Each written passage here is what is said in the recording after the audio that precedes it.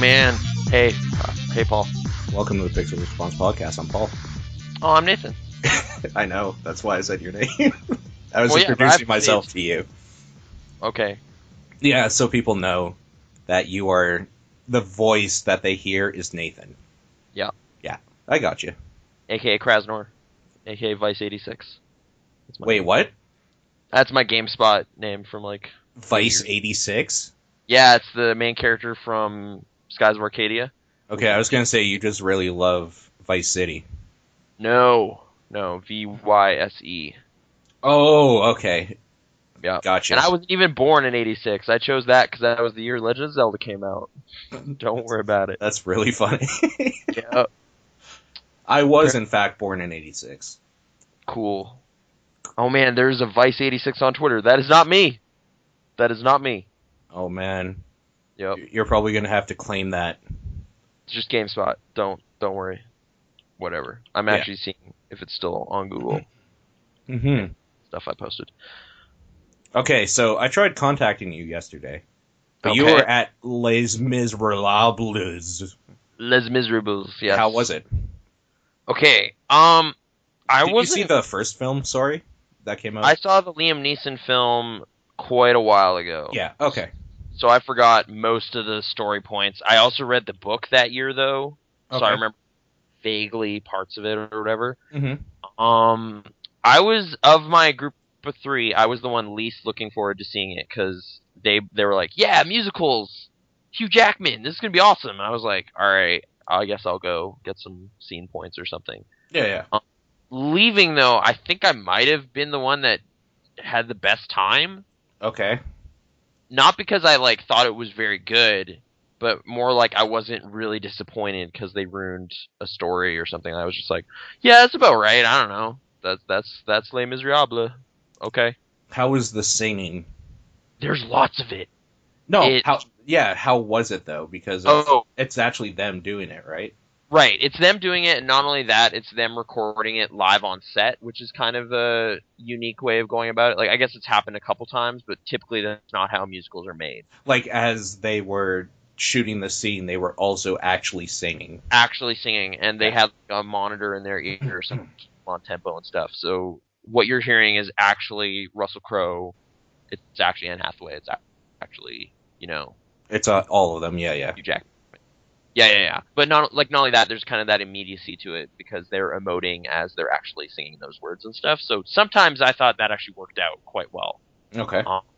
But maybe, I guess one of the issues my friend Ryan had with it was, it doesn't, the singing isn't as commanding, it's not as loud or anything. It feels much more like they're just there, small scale, a little bit. Okay. Maybe.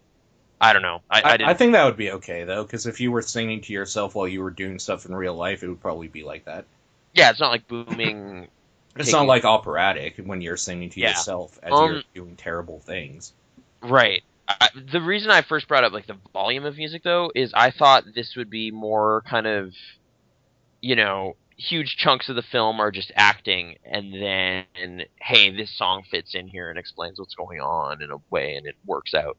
Right. Mm-hmm. Like a Disney movie or something, where there's a lot of movie that goes on without singing, and then there's a song, and then there's more movie, and then there's another song, and over the course of it, you've seen a good amount of songs, but you're still also watching a thing. This is 2 hours. Musical. Yeah. Mm-hmm. I'm gonna say 2 hours and 25 minutes of that time is people singing. It is almost all singing back to back. The plot is carried by singing, and I'm not sure I like that just inherently as a thing. Totally. Fair enough, yeah. So for me, that wasn't really the way I like to perceive stories and emotions and everything. It's just wow, this is just smacking you in the face with this loud whatever, but okay. There, with one exception, there was a 20-minute chapter of the film that kind of focuses on Anne Hathaway's character. That was the best part of the movie. But it's in the first hour. In spite of or because of Anne Hathaway? Because of Anne Hathaway. Okay. And her character has the most kind of pitiable situation and stuff, and the music there kind of fit the mood of what was happening a lot more than later. Sometimes it's just why are they singing right now? This is this just doesn't seem to fit. I don't like it. Whereas this was like, no, this would be a musical number in any story. Kind of, it would fit the kind of like she's getting taunted by all these people, then things go real sad, and then like the movie's best song comes up, like "I Dreamed a Dream" or whatever, that theme song or whatever. Yep. That was the best part. I'm trying to think really like Tom Hooper is the director. He's the King's Speech guy. A lot of close-ups was kind of what I heard going into the movie, and that's definitely true. To the point where it's like, why did you shoot this in a monastery on this mountain if we're basically just looking at Hugh Jackman's face the whole time? Why would you want to look at a monastery when you could look at Hugh Jackman's face? Why? It doesn't capture the scope or scale of where you are. Does it capture the scope and scale of his face, though? It really, you do get a really good look at Hugh Jackman's face, and there's all the emotion on it and stuff. Okay, so, I think I'm in. I'm pretty sure I'll go see it now. I was trying to think, like, maybe the rationale behind that was, like, on Broadway, you don't get close-ups ever, so you can't really capture that performance, like, that's happening just subtly on their faces, usually, so let's try that this time, which, okay, but, again, that's just not really my thing, so I wasn't too taken by it. Right. On those points. Like, yeah, I don't know. It's not like Sacha Baron Cohen and Helena Bonham Carter have kind of a comedic musical number in there that was okay too. Okay. But overall, I was just like kind of just tolerating the movie the entire time. Like it was just like, oh, like minute 1 they start singing like right away, and I was just like, oh wow, this is not what I want. Okay, like after about half an hour, maybe that's why I enjoyed that Anne Hathaway segment the most, is because like at that point I just got accustomed to what the movie was doing. Right. But yeah, I think it was genuinely pretty good too. Then all that happens, and then yeah, the story just goes on. I will say, like, might be a weird petty thing, but like they kind of end the story on like this real kind of like, well, at least the afterlife is here. As a person who doesn't believe in that, I don't know. It just ends on like a really cheap note for me. It was just like, oh, well, that's not really the case. Okay.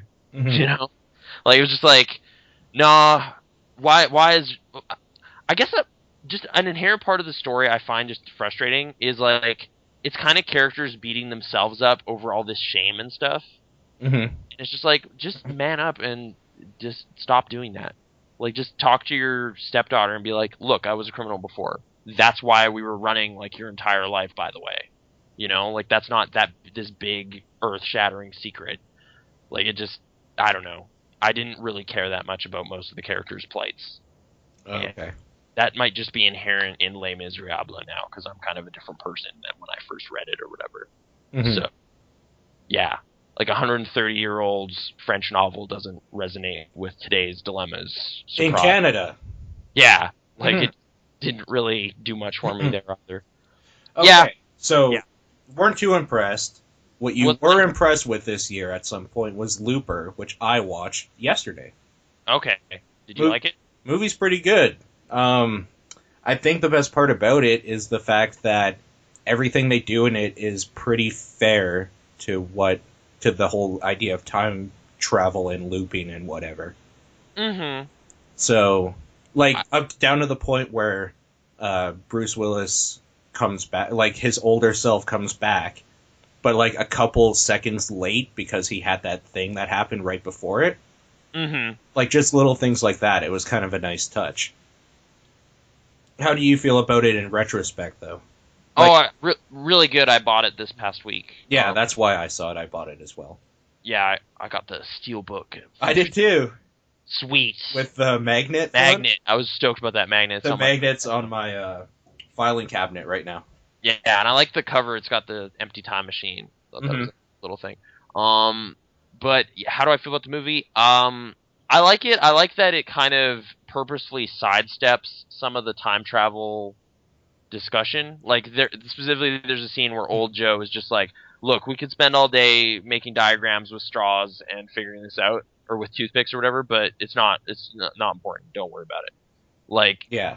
I like that they just kind of don't make up some dumb rule about how their machine works or anything. They just kind of be like, there's a thing, it works, that's all you need to know. Well, and down to the point where since they're technically from the past, they don't Yeah. even know anyway. Right. Yeah. Oh yeah, like the way it, yeah. They Like don't young know the Joe has intricate no idea. seats of like why it works. They just know that dude appears here from the future. Right. We killed them. It's all immaterial to what the movie is most concerned about, which is kind of like how key decisions change who you are and like the impact that can have on a person and what they turn into. Right, but see, the one problem I was having is that kid seemed unstable anyway. Yeah. So, like, something's gonna happen. If you change yourself or whatever, you change something with yourself and it impacts someone else's life, that's great. Mm-hmm. But, like, who's to say that some random vagrant doesn't come and shoot his mom and all that happens anyway? What won't happen to those characters though?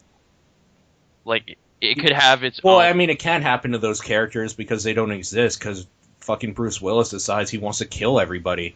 Right. Well, I mean, like, it won't impact that crime syndicate necessarily because they're now not the cause of his craziness, right? Like his supervillainy. Right, but from the sounds of it, the Rainmaker was just a crazy ass that would do it to everybody. I thought it was specifically targeted, was my perception of it. Like, it was like he rose to a point of power, and then he's going through the ranks of all these people involved in the crime syndicate that caused his mom to die.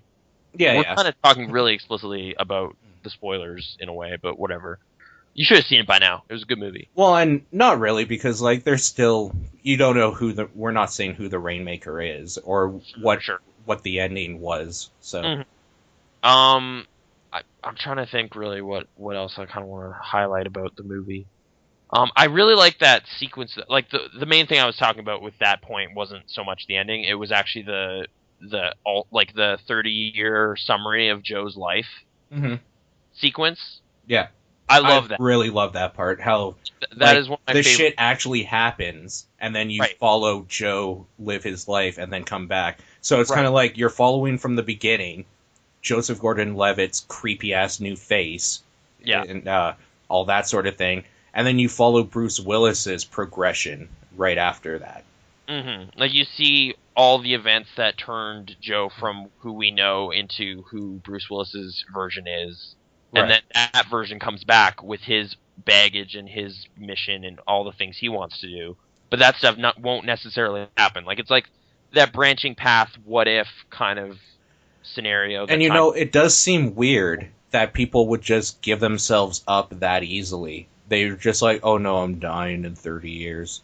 Better make the most of it and not do anything to stop it. Right. Like, yeah, why not kind of put a note on your chest or something or try to cheese it? But yeah. I'm trying to think if I have any... Like, I've only seen it twice, but I did feel it was worth owning, specifically because there's also a commentary by the director and Emily Blunt and Joseph Gordon on there that I'm curious about listening to. It's definitely my favorite Rian Johnson movie I've seen, because the only other one was Brick, which I just don't see the appeal of as much as others. Like, it's novel, but it didn't stick with me really. Like the story, like the actual, like the conceit of it and the premise and a couple scenes here and there stuck, because it's like, oh yeah, it's like 40s noir but with kids, cool. But the actual mystery, I could never tell you what happened. I have no idea. Yeah. I just forgot all of it because it just didn't matter to me. It seemed like that story existed just to kind of do this approach to it. It wasn't like an inherently interesting thing. Totally. Yeah, I get you. Oh, this is a real clever murder mystery. How are we going to tell it? How about this way? No. It was like, I want to make a movie like this. Let's fill in the blanks with the murder mystery that we can come up with. Like, that seems to be what happened with that. And wasn't it something weird, like, she was never murdered, she was just, like, at someone's house? Dude, I don't remember. I remember there was a discussion with some lady at, like, a football field. Mm-hmm. I think that was a key scene with, like, a girl, or I don't know. I really couldn't tell you. Yeah. I might watch it again in light of appreciating more of what that dude's done, but yeah, this for me definitely seems like the stronger film, which, you know, whatever, sci-fi. He put sci-fi in it, that's what I want. Yeah.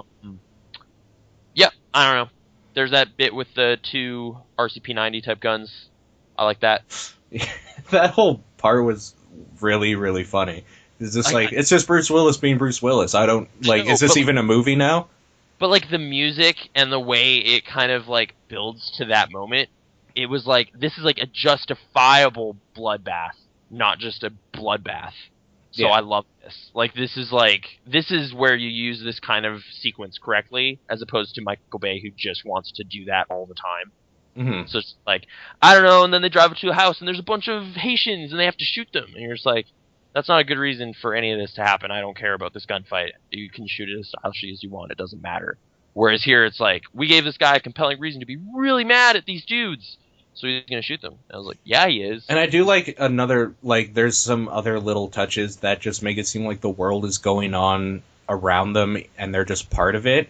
Mm-hmm. Like the whole thing with Bruce Willis and Joseph Gordon-Levitt, that all of that has already taken place. And then, like, Kid Blue is just stealing his stash. Like, there's still stuff going on behind the scenes, and then, like, you just catch the end part of that where he thinks that, like, they know already about the Looper thing, but really they're just, like, trying to clean him out. Oh, like, yeah, that supporting character was kind of strange to me, but... No, I just like the idea that he comes home and they're there, and he's Right. like, oh shit, but really it's just them cleaning him out. Mm-hmm. Like, just little things like that where, like, no, stuff's still going on in this world that, like, is happening behind the scenes sort of thing. Like, they're robbing him, but he thinks that they already know somehow the thing that happened just, like, an hour ago. So he freaks out and just... I thought they were there with some intention, though. Yeah, they were stealing his stash because he said another truckload should do it. Or something like that. Another truckload of what? Like, Gold? yeah, they were going through his silver. Okay. Yeah. Because they found out his stash code from when they picked up the other dude. Mm-hmm. Yeah. Oh, okay. I guess I just didn't really think about that too much. But yeah, then he crushes his fingers, and it's great. Yeah. Kid And Jeff Blue. Daniels is there with his scruffy beard. It's a pretty good beard.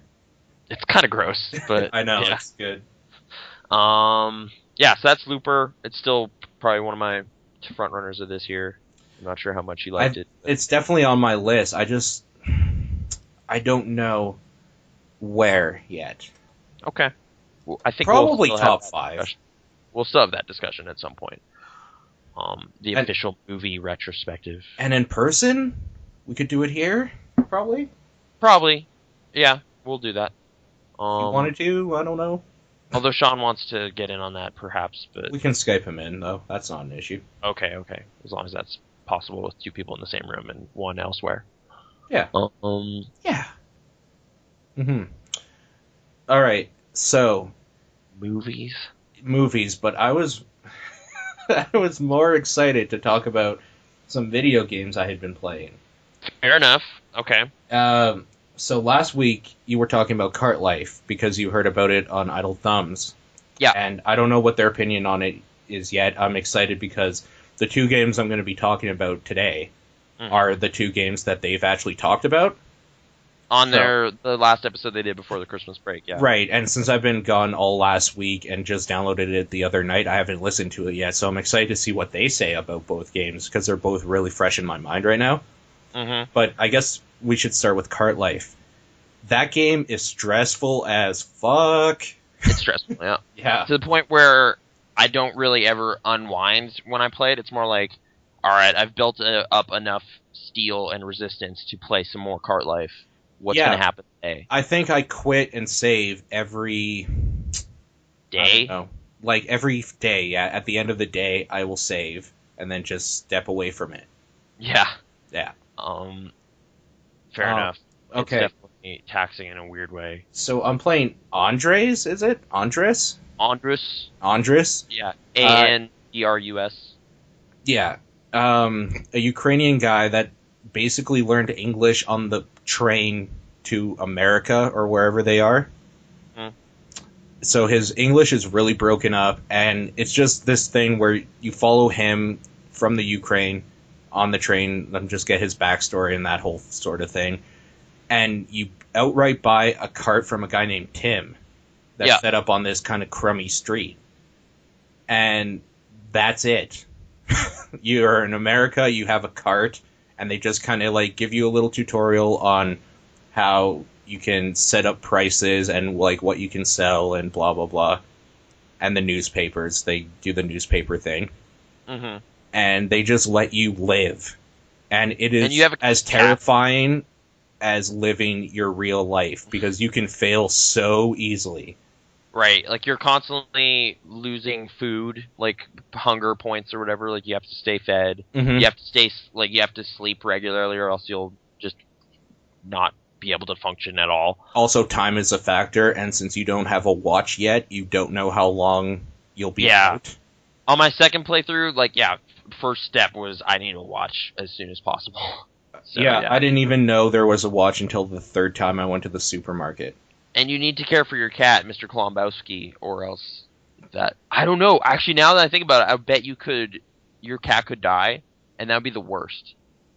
I don't want him to die, though. Like, okay. It means a lot to him, but so the cat is kind of your only friend in the world Andres' friend. I keep saying you because you're controlling him. Yeah. So, like, excuse me if I do that. You're not playing a god, you are playing him. Right. So, there's a part where the cat got out of the apartment. Mm-hmm. And I felt the worst I have ever felt in a video game in a long time. Like, I felt really bad about it, because I've lost my cat before, and it was the worst thing that I had ever experienced, when something you love just runs away. Mm-hmm. And then, like, that gets all resolved and stuff, but the fact that the video game could have that profound of an effect on my emotions based on a stupid fake pixel cat getting out. Yeah. Like, I don't think it's even that the cat got out so much as everything is pretty shitty for Andres right now, and that's the one thing he has to come home to. Right. So when he comes home, he's like, oh no, how did he get out? And then you talk to a lady that's like, I heard cat clawing or whatever, and I accidentally thought it was my kitty and let out. I'm so sorry. Yeah, and you're just like crying in the street.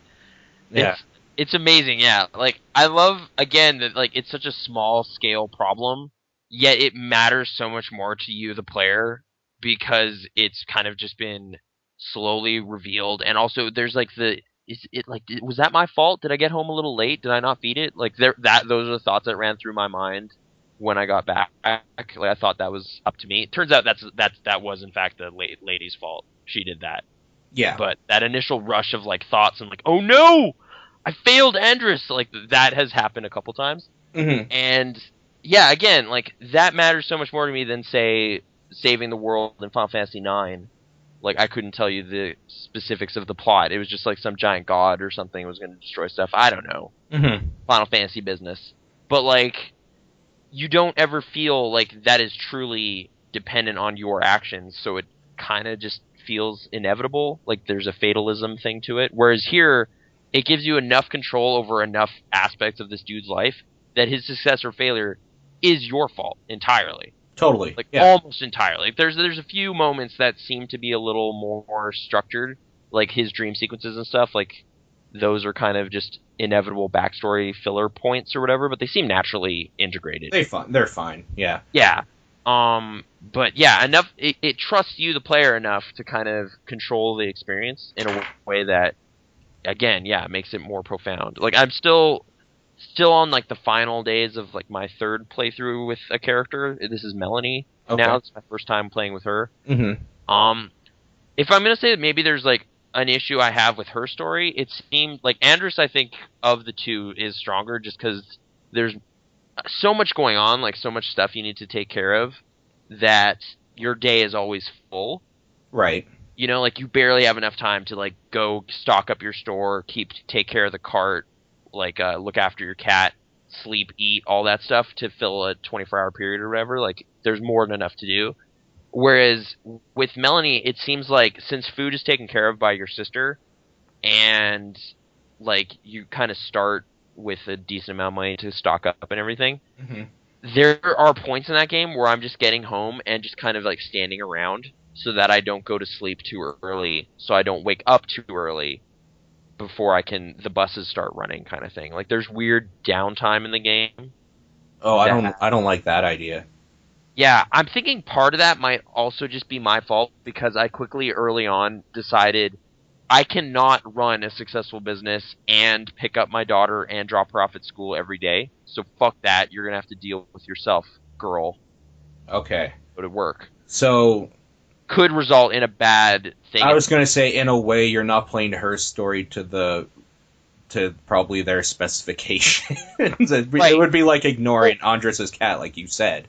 So weird. It seems like if you screw up once taking your daughter to school, she just decides to be like whiny about it and won't let you talk to her. Okay, that I'm gonna. Okay, here's a little story time, I guess. Uh, Okay. I went. I lived in Airdrie, which is about a 10-minute little town from the city that we live in now, Calgary. Mhm. For anybody listening that doesn't know, anyway. Um, and there was a bunch of like suicides and problems at my school or whatever, blah blah blah. So I started going to school in Calgary, and I would come in with my mom because she drove in to work every day, Yeah. and it would be fun going in the morning. I would be on time and blah blah blah. But coming home, she would be late by like half an hour or an hour, and I would just be sitting around without any idea. This was before cell phones were big, Oh yeah, yeah, yeah. without any idea what the fuck was going on, Mhm. and that shit sticks with you. So I can definitely see that even as a kid Right. when you But can't like, like when you can't do anything about it, because I was still old enough that if I really wanted to, I could walk to like the Tim Hortons or something, grab a coffee and wait.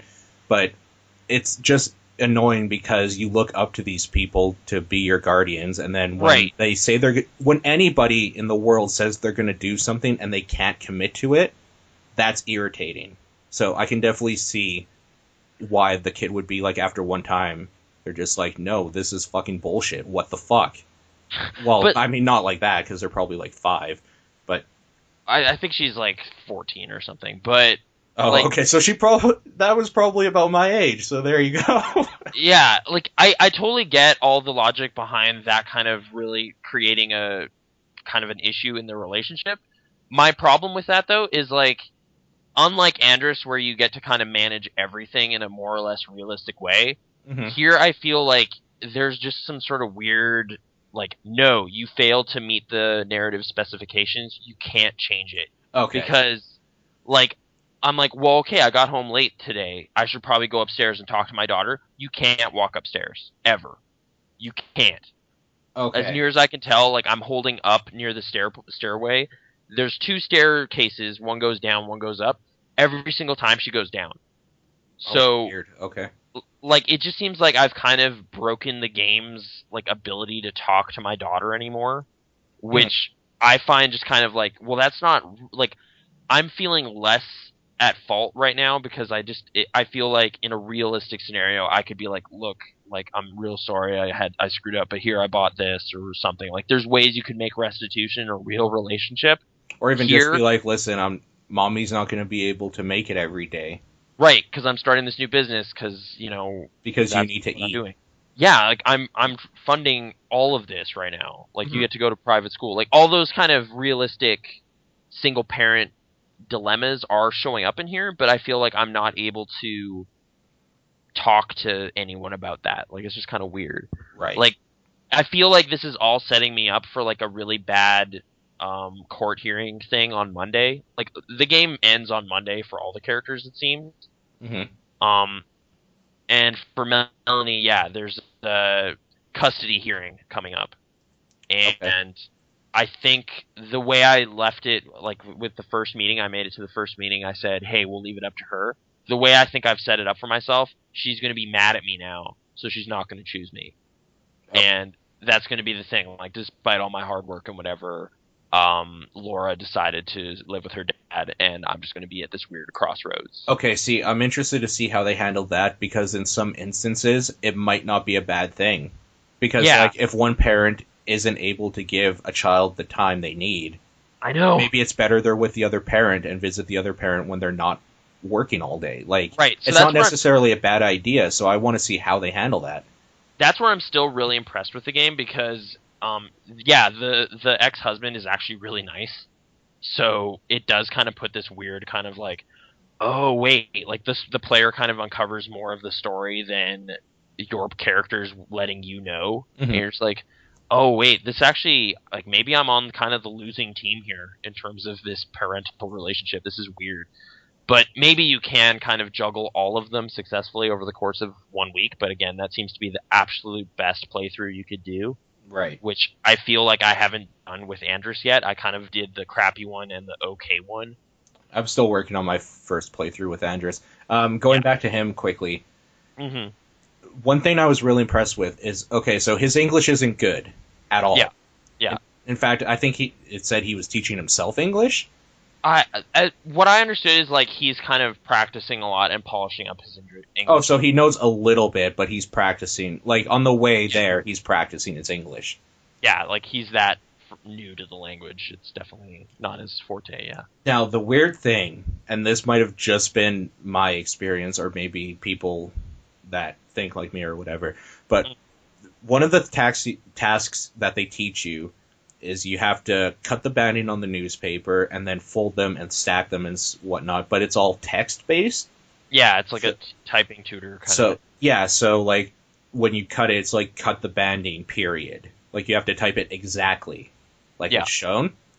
Now, I was a fan back in the day of text-based adventure type games, Hmm. and you could cheat those. So to try to speed things up, I would be like cut banding or just cut.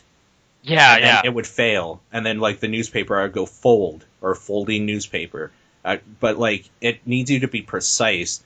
So this idea that this character doesn't know English very well, and then I'm making him fail because I am trying to cheat the language, Oh, okay. is kind of weird. Because I would just be like fold, and then he would rip it, and then Mhm. I realized that I'm kind of learning the language the same way he is.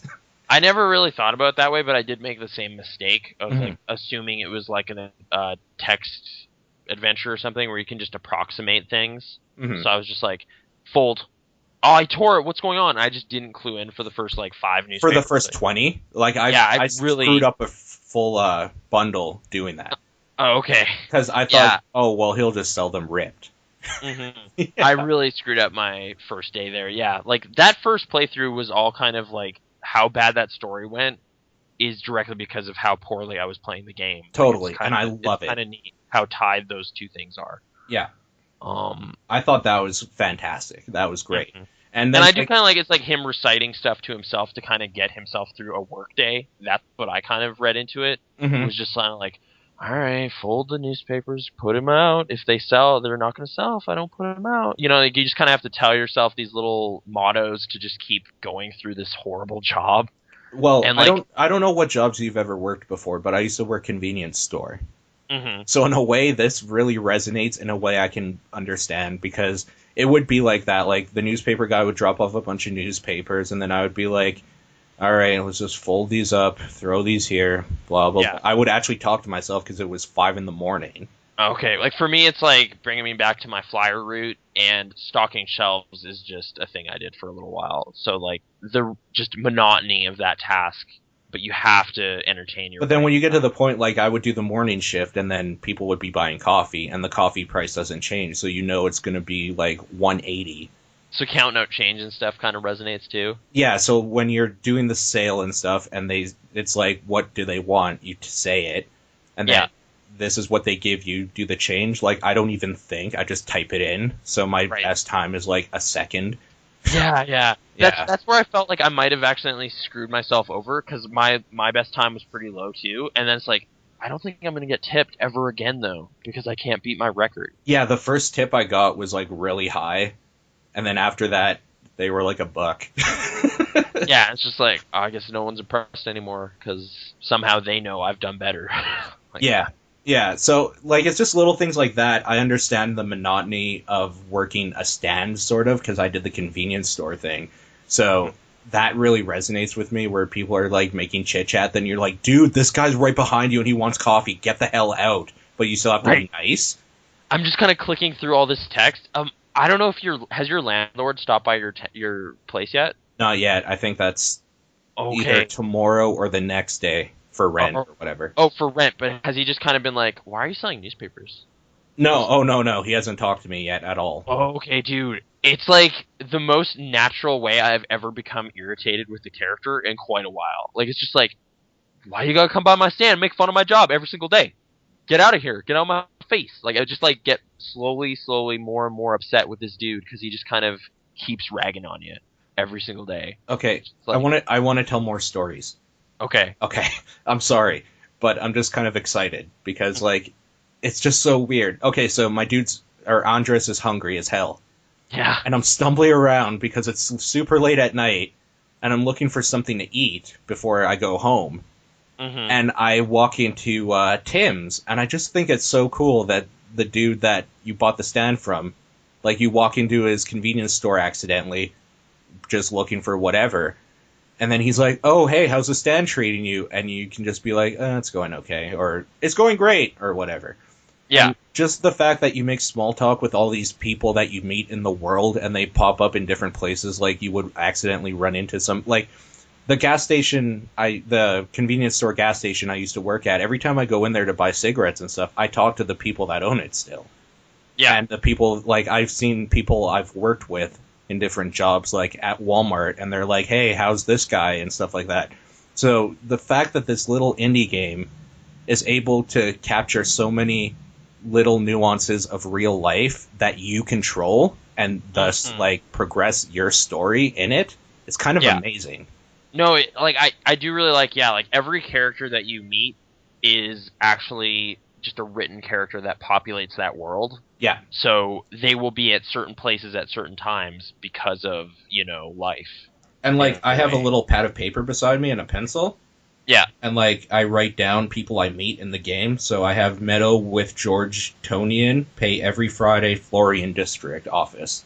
Oh, that's actually a smart idea to make those notes, because it was more like mental notes for me, and I was like, oh shit, it's Saturday. I'm not going to get papers anymore. So I like had to basically skip a day of work to go. But see, the thing is, out. you have to make the notes, because just like real life, people are like, yeah, so I'm Meadow from this or whatever. I just want you to let you know that you have to come by every Friday to update your account, blah, blah, blah. If you have any problems, we're in this place. See you later. Yeah. And it's that's just it. The game doesn't it track doesn't that for you. No, because like real life, you have to track it yourself, and the fact that I'm writing this stuff down is amazing. Because it's stuff that I think actually matters. Like with Fez, that people are like, "Oh, you have to grab a pad and paper and figure this stuff out." I don't care about that. I want to know where I have to pay this bill on this and when and what area, because that affects the gameplay. I don't care about a puzzle. Yeah, you actually brought up Fez. Did you ever play through that second aspect of the game? No. Me neither. Like, that was the thing that kind of broke it for me, like, when everyone was bringing it up in the last couple weeks as, like, one of the best games of the year. It's just like, oh, you cared about that stuff? Weird. See, the best part of Fez to me was the initial shock of this really nicely rendered world and the smooth gameplay and just kind of twisting the world around and grabbing stuff and feeling victorious. I didn't want Fez to just like bend me over and fuck me. It's like, hey, there's actually really like obtuse missed puzzles in it that you need the whole internet to work on, and you still probably won't get it. Right, and it's just like, well, or not, I guess. Like I stopped playing it. And the thing is, I like puzzle games, and I didn't like that. Yeah, so like it just didn't add up to a like compelling experience for me. Whereas, like, yeah, you're right. Like just the little kind of like we're not going to set objectives for you, but you kind of have to keep this one in mind, that this character needs to stay alive and hopefully succeed, and you kind of drive that experience. I'm going to go ahead and be a little, like we were talking a bit earlier about how people are maybe too overt about their opinions about stuff. Mm-hmm. I think it's safe to say, in my opinion anyways, that Cart Life is easily the most important sandbox, like real life open world type game ever made, because the things that you do, it literally gives you a world and you have to live in it. Like, it sets, the boundaries set are by, they're not by like limitations on what you can do in a day or any of that sort of things. It's real life stuff like, this store closes at this time. If you don't have coffee for the next day, you are fucked. Yeah, stuff like that.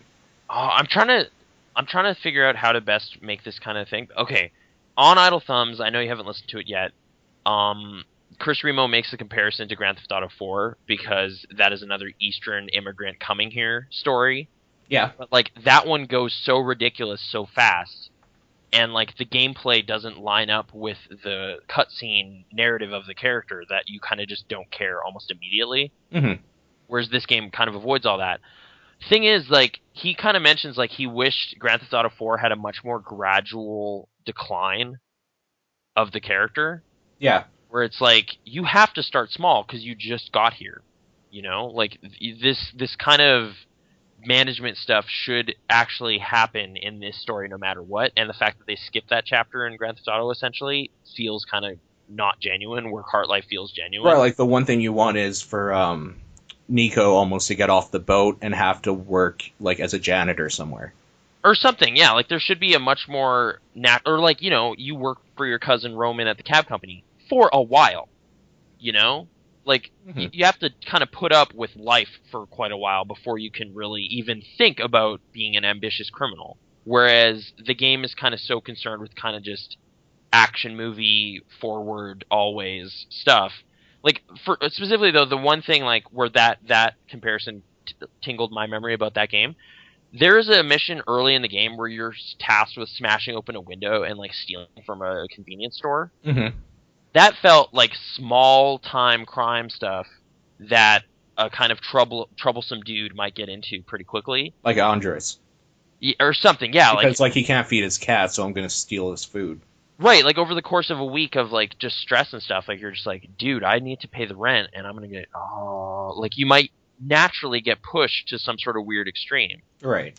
Whereas like with Nico, it just kind of felt unearned or whatever. But the thing is like I kind of wish a game like that, like a bigger game with like a larger, like more immaculate city and all this stuff, would take the time to kind of develop a real dilemma for the player instead of kind of dictating one via a movie, essentially. Like you're just like, no, Nico is really depressed. He has to go to these extremes, and it's like, well, why? I spent like 4 hours doing cab missions yesterday, and I have like $4,000, so I'm actually fine. It's like, no, but you gotta become a criminal. Why? It's like, why? I just did all these, like, I was a vigilante for a while. I did all these other side jobs, and I have like $1 million. Why do I need to kill people? Like the economy of the game allows you to do stuff that kind of breaks the logic of the game. Like it's just like, well, I'm doing fine actually. I'm actually totally fine with my apartment. I'm gonna go home and watch that anime. Whatever. I'm good. And it's just like, nah, but we kind of the only thing we want you to do is all these missions we set up, so you're gonna have to go do that. You know, like that they wrote more and more stuff for it kind of suffocates the character of it and everything. I don't know. But anyway. Yeah, that this game has like a smaller scale, they can kind of detail it in a way that's realistic to some extent. I will say, like after more and more time with it, I like that you notice the same people coming to your stand every single day. That eventually kind of was like, oh man, I wish they could write more people.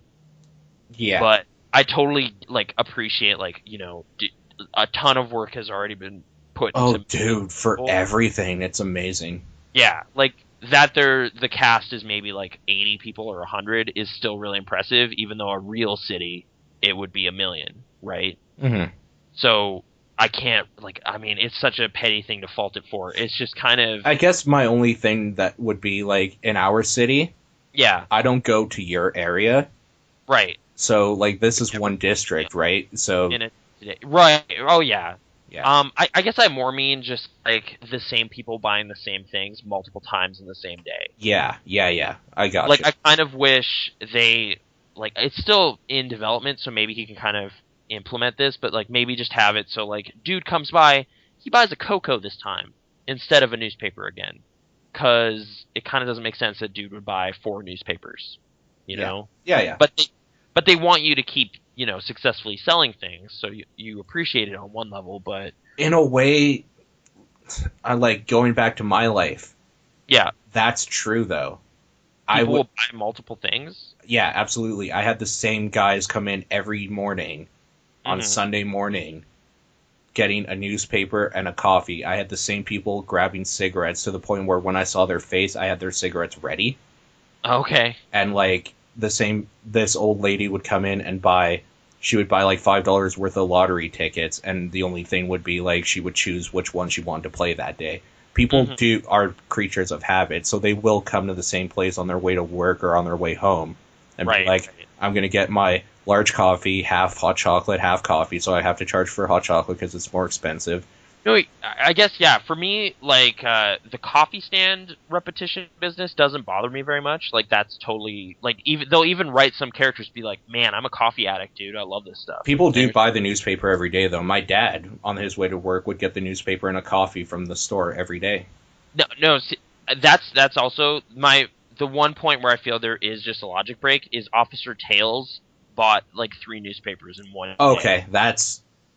Well, I mean, I could still see where, like, it would be, because he's probably bringing it to work and throwing... Like, if he's the chief or whatever, he would throw them on the desks in the break room. Oh, okay. I guess if you can make a logical... I understand where you're coming from, though, where it's a little bit weird, but it just seemed a little from my experiences, people are weird and they will do that. I have had people buy, like, 2 newspapers because they were dropping one off to, like, some coworker. Oh, okay. Yeah. So it is weird, I know, but it's not true of real life, I guess is what I'm saying. From my experiences. Yeah, like I have had a bit of retail experience with like regular customers and stuff, but not to the same extent. So maybe it's a little more genuine than it seems. It just seemed weird. Like it's like this level of repeat business seems a little bit maybe a result of just we only have like 40 characters in this area. So and it likely is too, which is fine. We have a question from the chat quickly. Okay. Do you get overwhelmed by all the stuff you write down for the game? And then I asked for Cart Life or Fez, and they said both. With Fez, yes, I guess. Mainly because I didn't want to do it. With Cart Life, it's the same as with my real life. I have a day planner. Right. So no, because I like to know when I have to do things. Just like in Cart Life, I need to know when whatever's due to pay and how much. So Melanie's character actually has a cell phone, so she'll have like notifications come up. That's the only reason I made it to the court hearing remotely on time, because it was like beep beep, what? Oh shit! And I like closed the stand and ran over there. See, now is there a way for Andres to buy one of those? I'm not sure, because like your character kind of starts with one in that case, right? But I'm just thinking like it could be one of those like risk reward things where do I really need like a $500 cell phone when I only have like 1,000 left for the next week? Right. But like it'll also help me know things. I guess he doesn't really have things he needs to worry about time-wise, though, because he opens the stand whenever he can get there. Like, the big thing with him is travel. I don't know how it is for Melanie, I guess. Like, does she... I bought a bus pass pretty early, so I've been using that as my primary way. Mainly because that character is saddled with debt right at the beginning. So you don't have... So you're digging yourself out. Right. Like, you buy your stand and everything and stock it up with a machine and all the stuff. And at that point, I was, like, minus a couple $100. And I am almost out, but I'm also out of coffee. But I still have cocoa and milk, so I'm hoping I can dig myself out enough to buy more coffee. Yeah. It's, like, a weird spot to be in. And it's weird because coffee is so cheap, but it's so real, too. Where you're down to your last, like, $10 and you're wondering, well, I could, like, order in something... Or I could walk my ass to the store and, like, spend an hour out there and get food for the next 2 days. Right. And gondola bars are, like, a lifesaver. That's my thing. Yeah. Hot dogs, too. Are you able to cook them? I haven't tried yet, but you can buy hot dogs and, like, I bought hot dog buns and hot dogs, and then I realized, like, wait, I think this is for stocking up a hot dog stand. Because I couldn't figure out a way to eat them. Yeah. But maybe there's a way to get around that, I'm not sure. But yeah, anyway, there's a lot of interesting stuff in the game. In terms of note-taking, I did find my old Fez notes this week while I was cleaning up. I guess I did kind of get myself overwhelmed with trying to crack a couple of those languages or whatever. Like, I figured out 1 or 2 of them on my own, and then I felt like, man, I feel like an idiot if I can't get these other ones. And that's kind of where I quit the game because I didn't want to give up. Yeah. So I was like, I don't want to have to look at a FAQ. But I'm reading online, like 90% of people who play it do. but then I'm robbing myself of the reward, right? And then that ended up in just me kind of fizzling out on playing the game at all. Also, it's So hard to talk about Fez because it's very zeitgeisty. Like, you had to be there that weekend. yeah, it's kind of a weird thing to look back on because it's like, well, Fez is kind of over. Like that whole part of it, like the mystery of Fez being revealed, only happened once, and it will never happen again. And the thing with me is I got into Fez really late after we saw Indie Game the movie. Yeah. So, like, the zeitgeist was over for me. Mm-hmm. Yeah. So I feel a little weird about, like, that game didn't even really register in my brain to be like, oh yeah, that was one of the best things that happened this year. It's like, absolutely not. Yeah, nope. It was interesting, but not to that extent. Totally. He's an interesting character in that film, though. Like, I think I'm more interested in him as a human being than I am with any game he will ever create. Right. So, that might be a little mean. Any game he might ever create. But you're saying he's interesting. You're more interesting than your work, Phil Fish. So that's a compliment, maybe. Yeah. Anyways, we could gush about fucking Cart Life all day. So we should go to a game that's far less great about things and talk about Far Cry 3 a little bit. I haven't played it. I've just seen things and gotten angry. I know. And this is where it's going to get weird because when I say that, people are going to be like, "Oh, great, here comes Nathan." Yeah. So, okay. I don't know how I feel about this game still, and I played it for 5 hours last night. Are you playing on PC or a platform? I'm playing it on PS3. My PC can handle it, but not at the quality I want it to. Like, there's a site called canirunit.com or whatever. Yeah. And it says, like, what the minimum requirements are, where your PC stands, and what the recommended requirements are. Mm-hmm. And I'm right below the recommended, so I would need to upgrade something to get the high fidelity that I would want from it on PC. Yeah. So I figured it's safer to just go with the PS3 because I heard the Xbox version is broke. I heard it has some bad frame rate issues here. I haven't had any frame rate issues yet on the PS3, but I haven't gotten to anything crazy yet. And I'll tell you, this kind of ties into why I'm unsure. So I'm on Chapter 5, Act 5, whatever they... Like, I think it's chapters. Chapter 5. Okay. I don't know how many chapters there are, but I'm about 5 hours in, and I'm thinking if I had just gone with all the story missions, I would have been here about after an hour.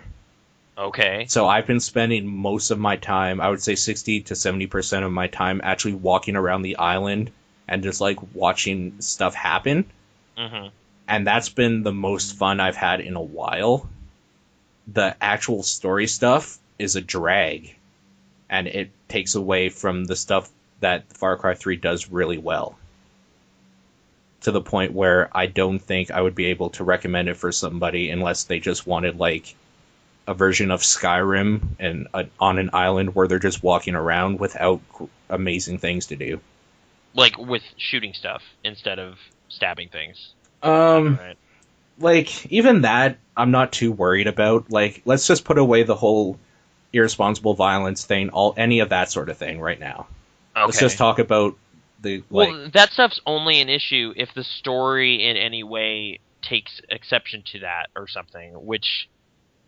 Well, like, what I mean by that is, from what I've seen of the narrative, has already been a moment where they want you to feel like, oh man, violence is crazy when your brother dies. Oh, dude, that is the first 5 minutes. I know, and then for it to kind of set that up and then just kind of be like, all right, now just go murder stuff, like, felt a little weird. Okay, I don't know. Okay, let's quickly get into that then. So, the thing starts off really well, too.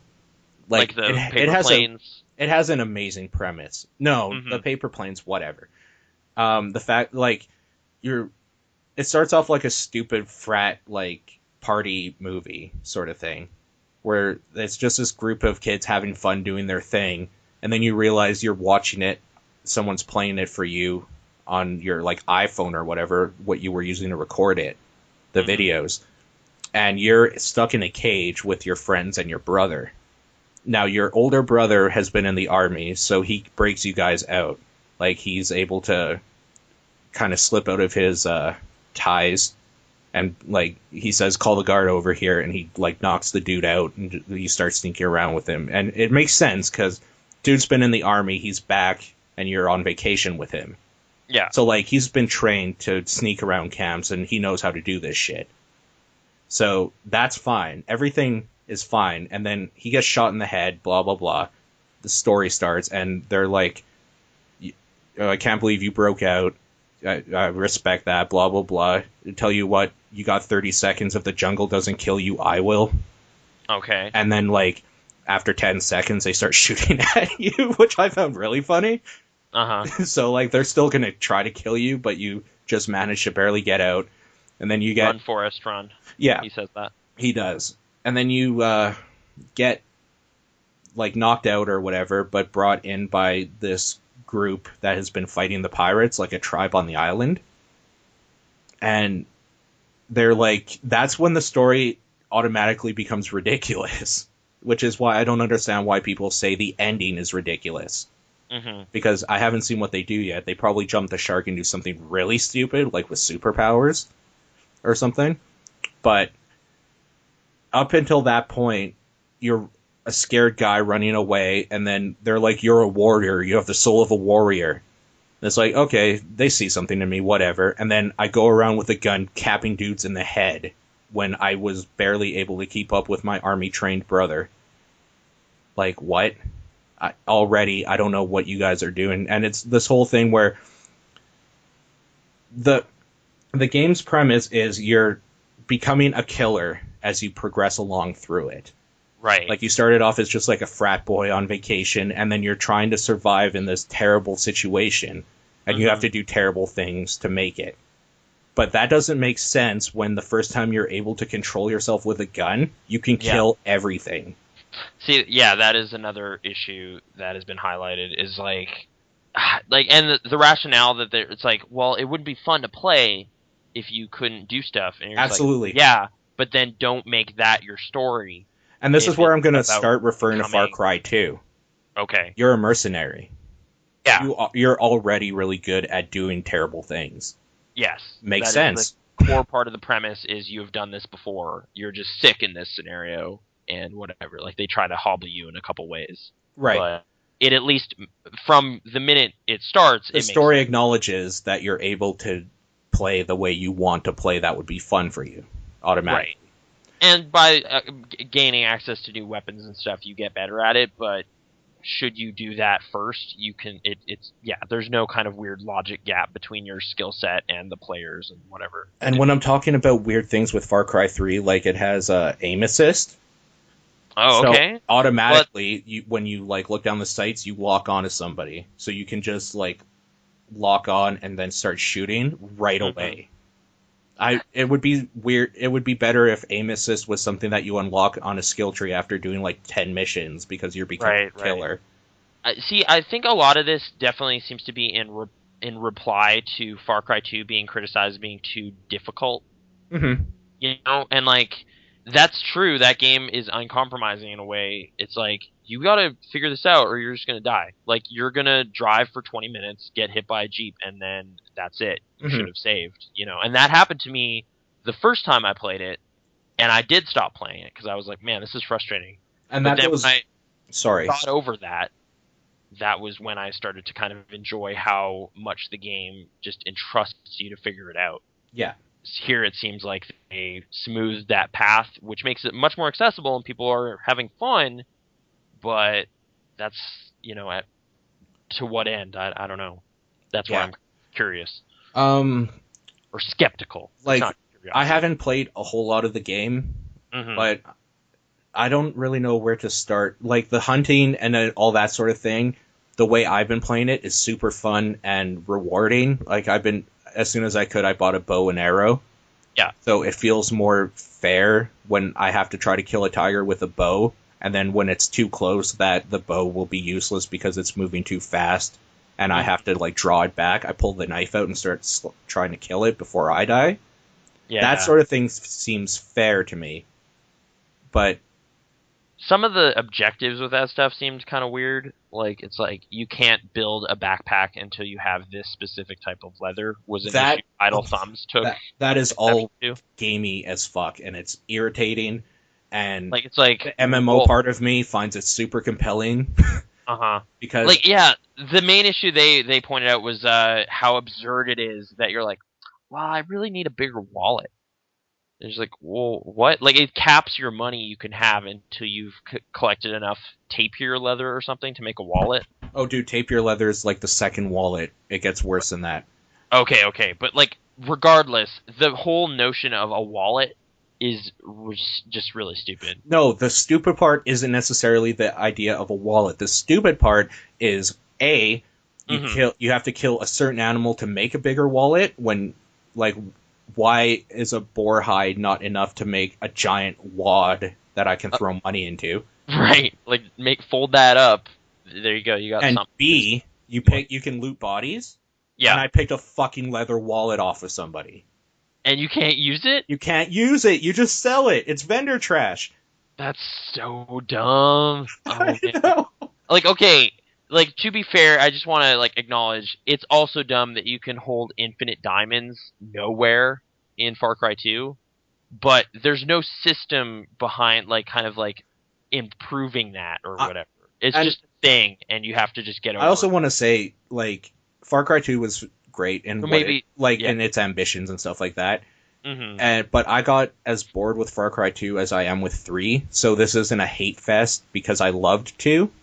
This is like just taking them for what they were, and with Far Cry 2, even though I got bored in a different way because I got annoyed with a lot of the things that they did. Like, they were super ambitious, they tried a lot of neat things, they succeeded in most of them. However, that doesn't make it a necessarily fun game to play when you just want to sit down and do shit. Right, it requires, like, almost as much patience as I've ever needed to play through a game, I had to employ. And this is the opposite, where... They made it super easy. Like, a retarded monkey could do it, but there's no satisfaction from doing it, really. I've heard that, like, here's another just issue I've heard highlighted enough to make me want to ask about it. Like, it almost seems like that has swung far enough to the other way, though, where they're constantly notifying you of all sorts of stuff. Oh, okay. Like, do we want to talk about HUD elements right now, then? If you want, if it's an issue. Every, I would say, 5 minutes... a fucking thing comes up that's like, go to this doctor's place. It's like, no, I'm hunting. What? Like, you don't have to notify me 40 times in a fucking hour. I know what the next mission storyline objective is. Fuck off and let me kill this deer. Right. So you can't even just kind of zone out and enjoy the world. No, because HUD elements are everywhere. Yeah. I'm wondering if maybe that's why people, I'm still always in the back of my mind is like, how did people like this so much? But like Jeff Gerstmann talked about, after beating the game, he went back and played more stuff. Maybe that stuff goes away once there's no more story elements for it to tell you about, you know? Possibly, yeah. Like, it's just like, now you can just go hunt and climb towers without the game yelling at you. So, and if we want to talk about stupid aesthetic choices, on the loading screen it says random words when it's loading. That's fucking stupid. Like, it's the stupidest thing. The words are like girlfriend and love and father and lick. Like, lick is one of the ones I remember seeing. Well, because like when I saw lick, I thought it said like suck or something, and I thought that was stupid. And then when it appeared again, I noticed it was L-I-C-K, and I was like, really? All right, whatever. It's just madness, Jews, craziness. Yeah, I don't know. So aesthetic choices aside. Actually, aesthetically, it is a really nice game. Like the island is super lush and everything. I've heard the architecture is really nice. Everything about the stuff in the island and all that sort of thing is amazing. Right. The problem is it's not open world enough that you can explore it. Right. Because, like, without giving anything away, I did a mission, and then the next part of that mission is go talk to this person, and then they have a small mission, like, get this for me, blah, blah, blah. But after I saved that person, came back, and I didn't want to talk to them right away, they're in a cave. So I was just like, okay, the cave is right there, but right next to me is this badass looking hang glider, and I want to check this island out. So I Well, get on the yeah. hang. So I get on the hang glider. You're leaving the mission area. Mission failed. Restart mission. Yeah. Like what? What the Yeah, I've fuck? heard Why would you a build lot, an island that I can't play with? like it instances off a lot of places for the story missions that kind of punishes you for wanting to explore, which is really really weird in a Like, game that seems to encourage that. and Yeah. another mission, like it was like go to this place, and I was like, okay. So I start walking there, and then just right off of that area, I saw a bunch of goat. I needed goat skin for. So I was Mhm. like, oh sweet, I'm gonna grab this goat, then I'm gonna continue with the mission. Nope, leaving mission area. Yeah. That's It like that is beyond frustrating. When you build something, when you build a playground and hold a kid back, that's fucking disgusting. It's annoying.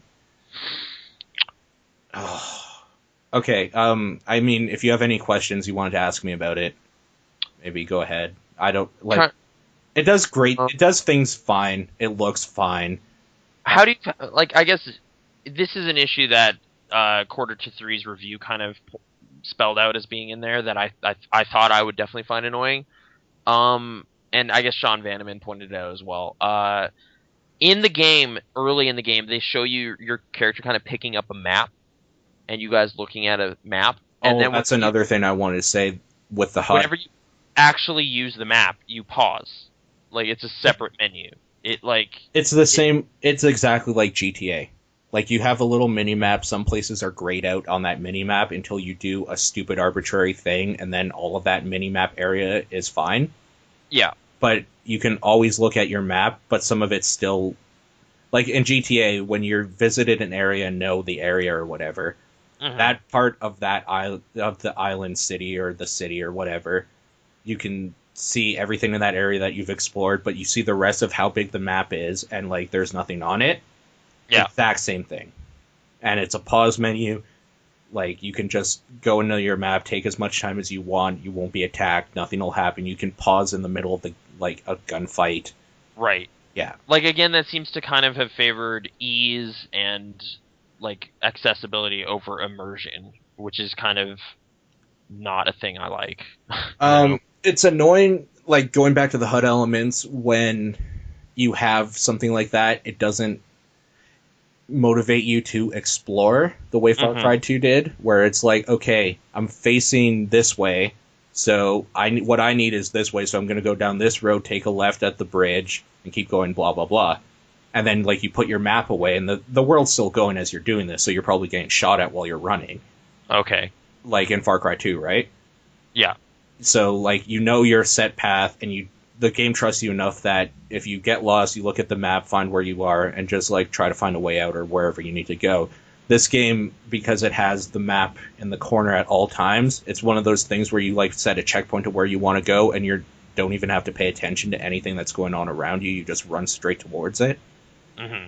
and that's kind of too bad.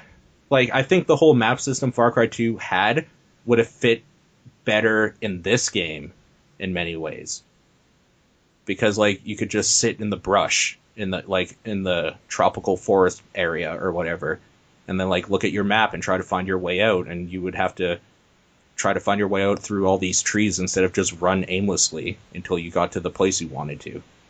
I don't know, little things like that I wish they had kept. Hmm. The map thing is one of the best things I loved about Far Cry 2, honestly. Well, I really like it.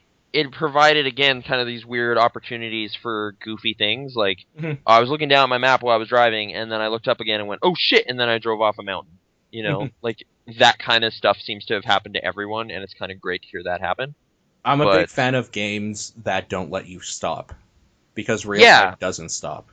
like I guess Cart Life kind of does it, but also Dark Souls and Zombie U to some extent I would does kind the of same like it thing. if Cart Life didn't, honestly. Like didn't keep going. No, like when you paused it, if it kept going.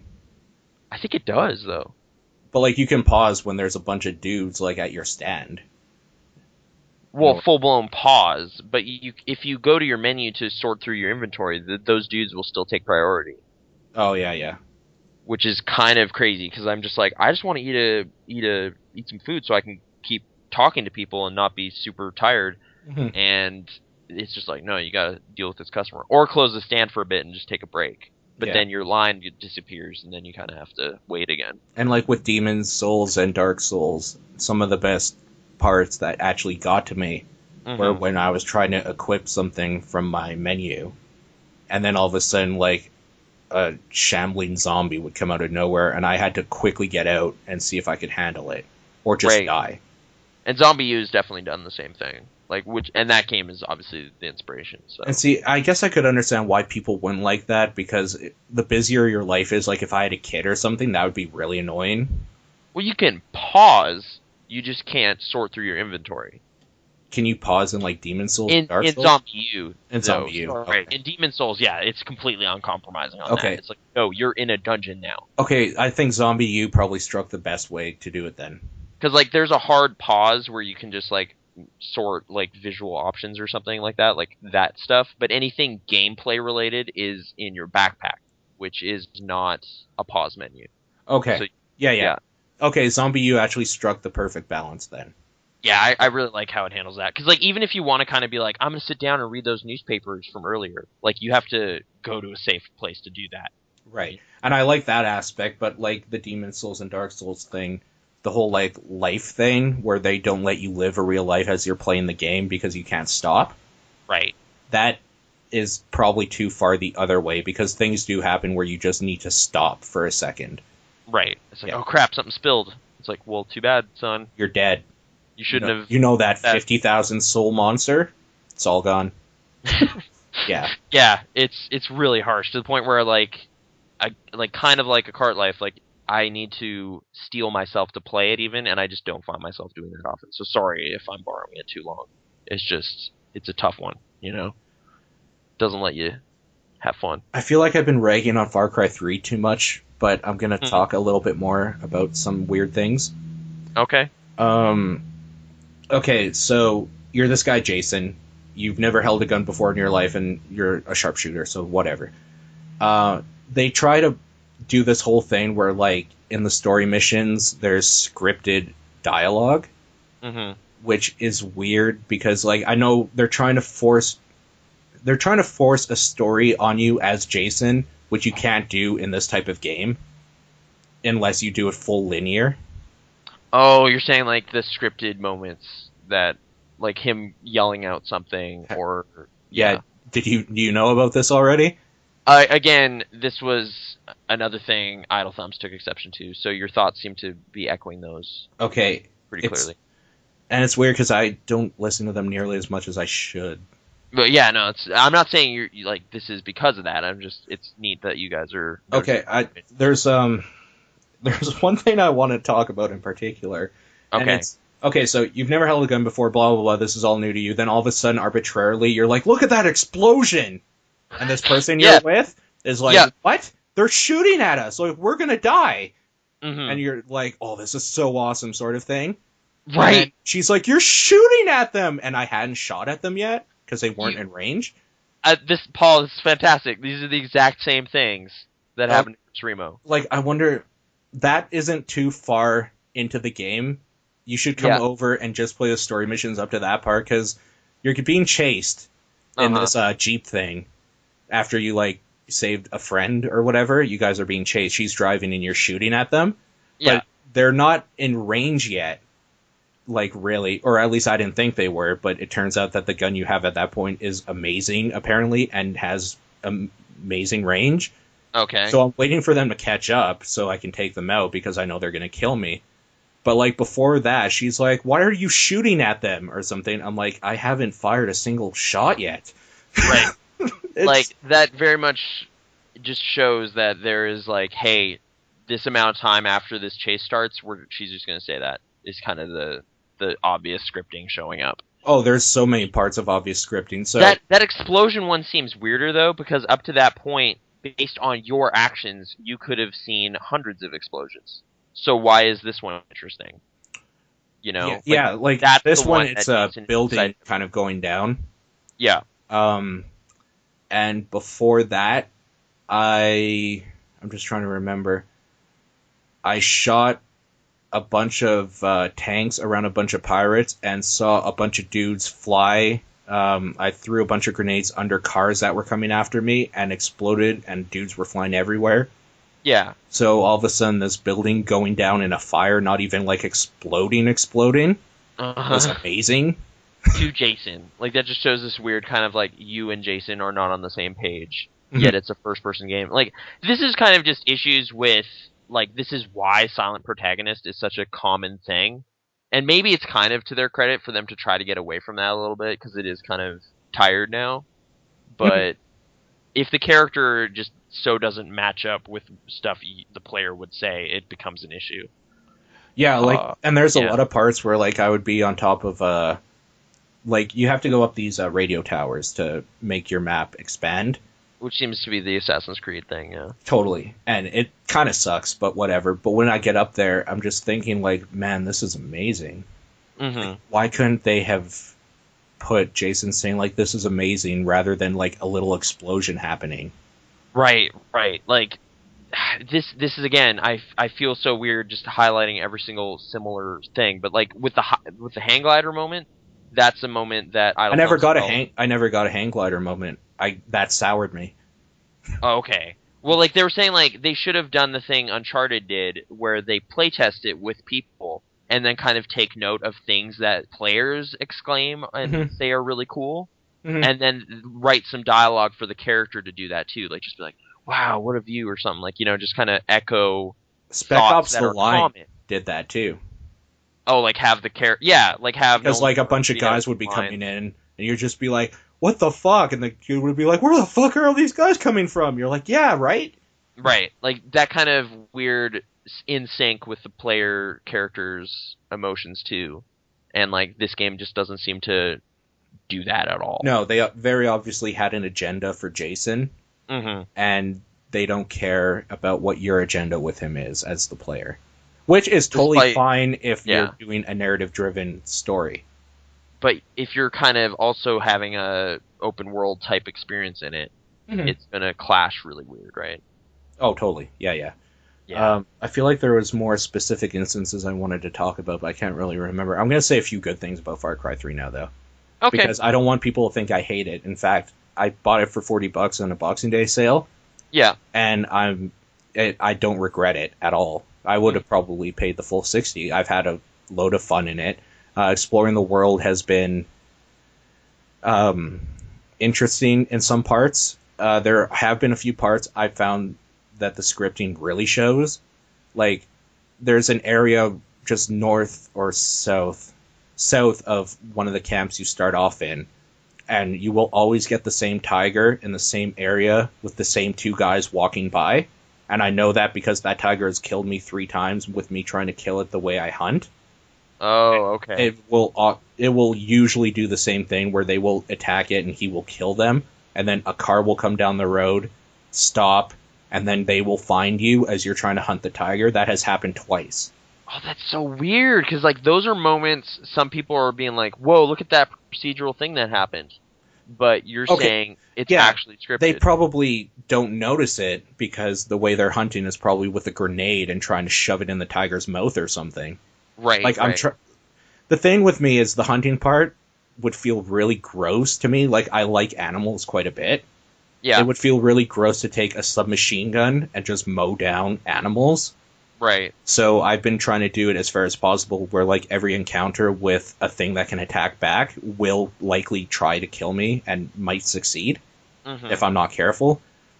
And so, like, moments like that where I'm just swimming across a lake or whatever to get to a pack of deer and then a crocodile will attack me has been some of the most amazing experiences I've had in that video game. Yeah. That is fantastic. Seeing the same tiger do the same thing like 3 times and then getting killed by dudes that were patrolling at the same time every time, not so great. And this isn't even like me restarting from a save. When you die, you go back and, like, the time changes, and it's the same thing over and over. So that's amazing to me. This is actually the first time I've heard that, because many people seem to be under the impression a lot of the stuff they're seeing is systems-driven chaos.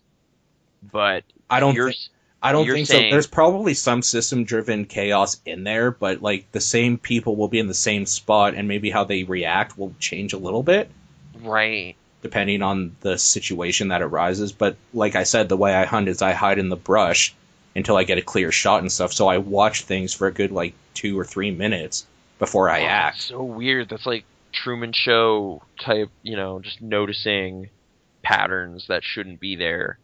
That sounds like it could really make things weird. Mm-hmm. I don't know, but okay. So I guess more good things about it. The shooting feels good. Like Yeah. as much as the whole like, oh, I don't know if it's irresponsible, blah blah blah. No, fuck that. If you want to shoot something, it feels fine. Yeah. Okay. Yeah. No, like yeah, that's where I'm kind of in a weird spot with like my justifications of Hotline Miami or whatever, because like that game's all about just murdering stuff, and it does it pretty well.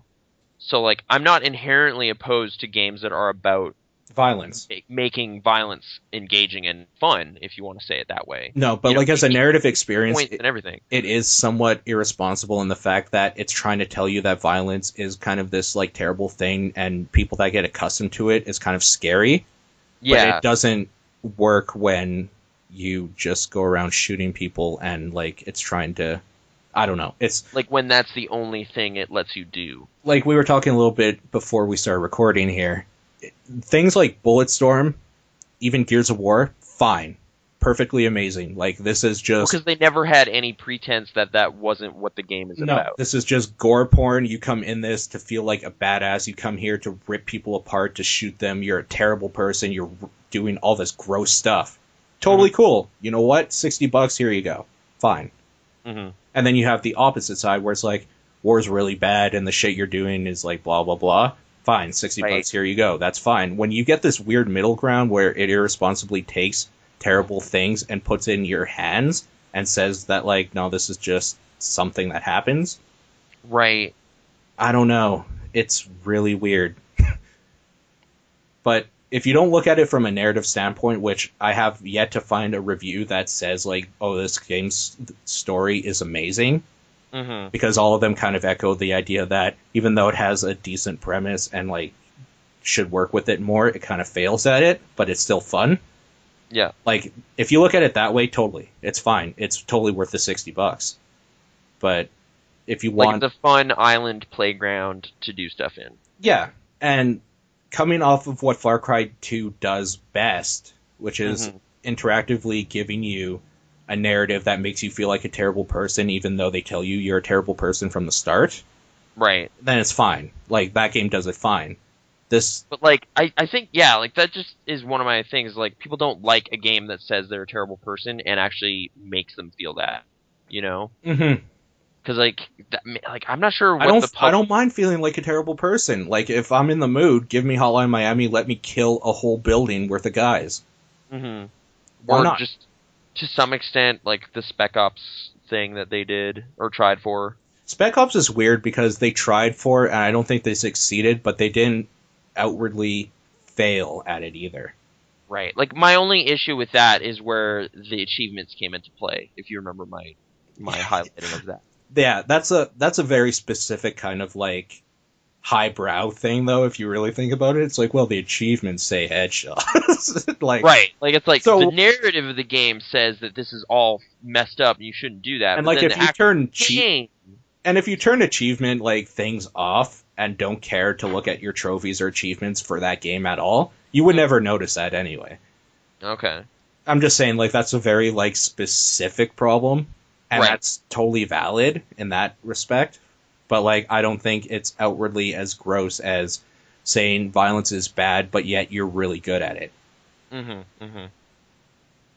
And they kind of nudge you along on it. And it's weird, because you're all a bunch of white dudes, and everybody in this game is kind of like black or different, like, colored races. The question of race has definitely come up, too, in relation to the game, especially the ending, I guess. I'm not sure in what context. Well, because already, like, you're the white savior, kind of, right? They've already put me out as that, and I'm not even close to being done. So that's weird. That is, like, super weird. Like, thank goodness this white guy is at this island to save these people. Like, That's where the drug argument was being forwarded as being like, no, no, no, see, that's the extra layer to it. They've actually been controlling you. And you're just like, I think you're just rationalizing like why you like this game. Like I don't know. I'm not sure. The drug thing does play pretty prominently in a lot of the story missions I've Well, like even in the stuff I played at E3, like that was a weird dream sequence stuff and all. Like those parts are cool. I'm not going to take that away from them. They're really neat. They're visually interesting segments, right? Mhm. Like the one I played had a bunch of TVs all over, and I was walking on like a path of TVs. Okay. Strange things, but yeah, Mhm. I don't know. That was that. There's a lot of that game does a lot of really cool things. Okay, it doesn't do one thing amazing. Okay, I guess I've kind of heard that sentiment of like it just commits to all sorts of different systems and things and doesn't get any one of them really well. Other than maybe the island, but some people debate that too. But like the island, I'm not gonna say it does it amazing when games like BioShock, Rapture is the best character of that game. Like, so I can't say that the island is the best aspect when we've seen other games do environment much better, where like it defines the game. This is just kind of a placeholder where all this is happening. So yeah, but yeah, I don't know. It's still totally worth the $40. I paid $60 probably if you're really into that type of game. I don't see it being a game of the year contender for me. It might be on my list just because I've had a lot of fun with it, but like not in a way that reflects why the other games are on the list that I've made already. Yeah. So okay. It's kind of like The Walking Dead. I find a hard place for it. So, but yeah, I guess that's it for Far Cry 3. I would still recommend people try it out. You should come over and play it a bit. I think you'll be pleasantly surprised, even cynically, about some of the stuff it does well. Right.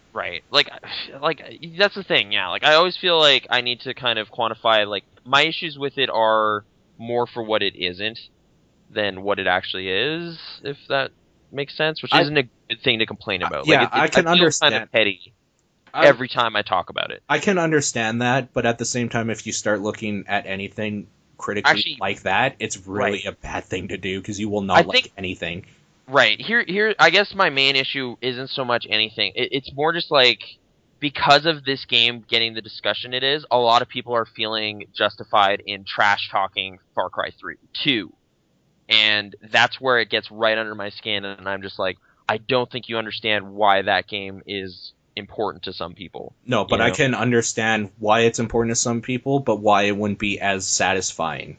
Definitely. Right. I can like totally on a visceral kind of immediate satisfaction level, it is not. But that's where I'm like, but it never wanted to. And that's where you're also kind of missing the mark in terms of criticizing it. Like, to some people, Like, it's just like, oh, thank goodness they fixed this whole issue with the checkpoints not being able to clear them out forever. And it's just like, I don't think they ever intended for that.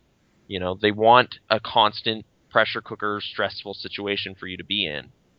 That's what they wanted. So, you can debate whether or not that's fun. But yeah. I watched 21 Jump Street again. Okay. You might be on to something. Maybe it wasn't as extraordinary as the first time I thought. Okay, now, the first time you watched it, like the first time I watched it, it was alone pretty much at like 2 a.m. Yeah. The first time you watched it was with a group of people, assumedly. Yeah, like just afternoon with some friends. In a theater. Having a good day. In a theater full of people laughing, and it was fun.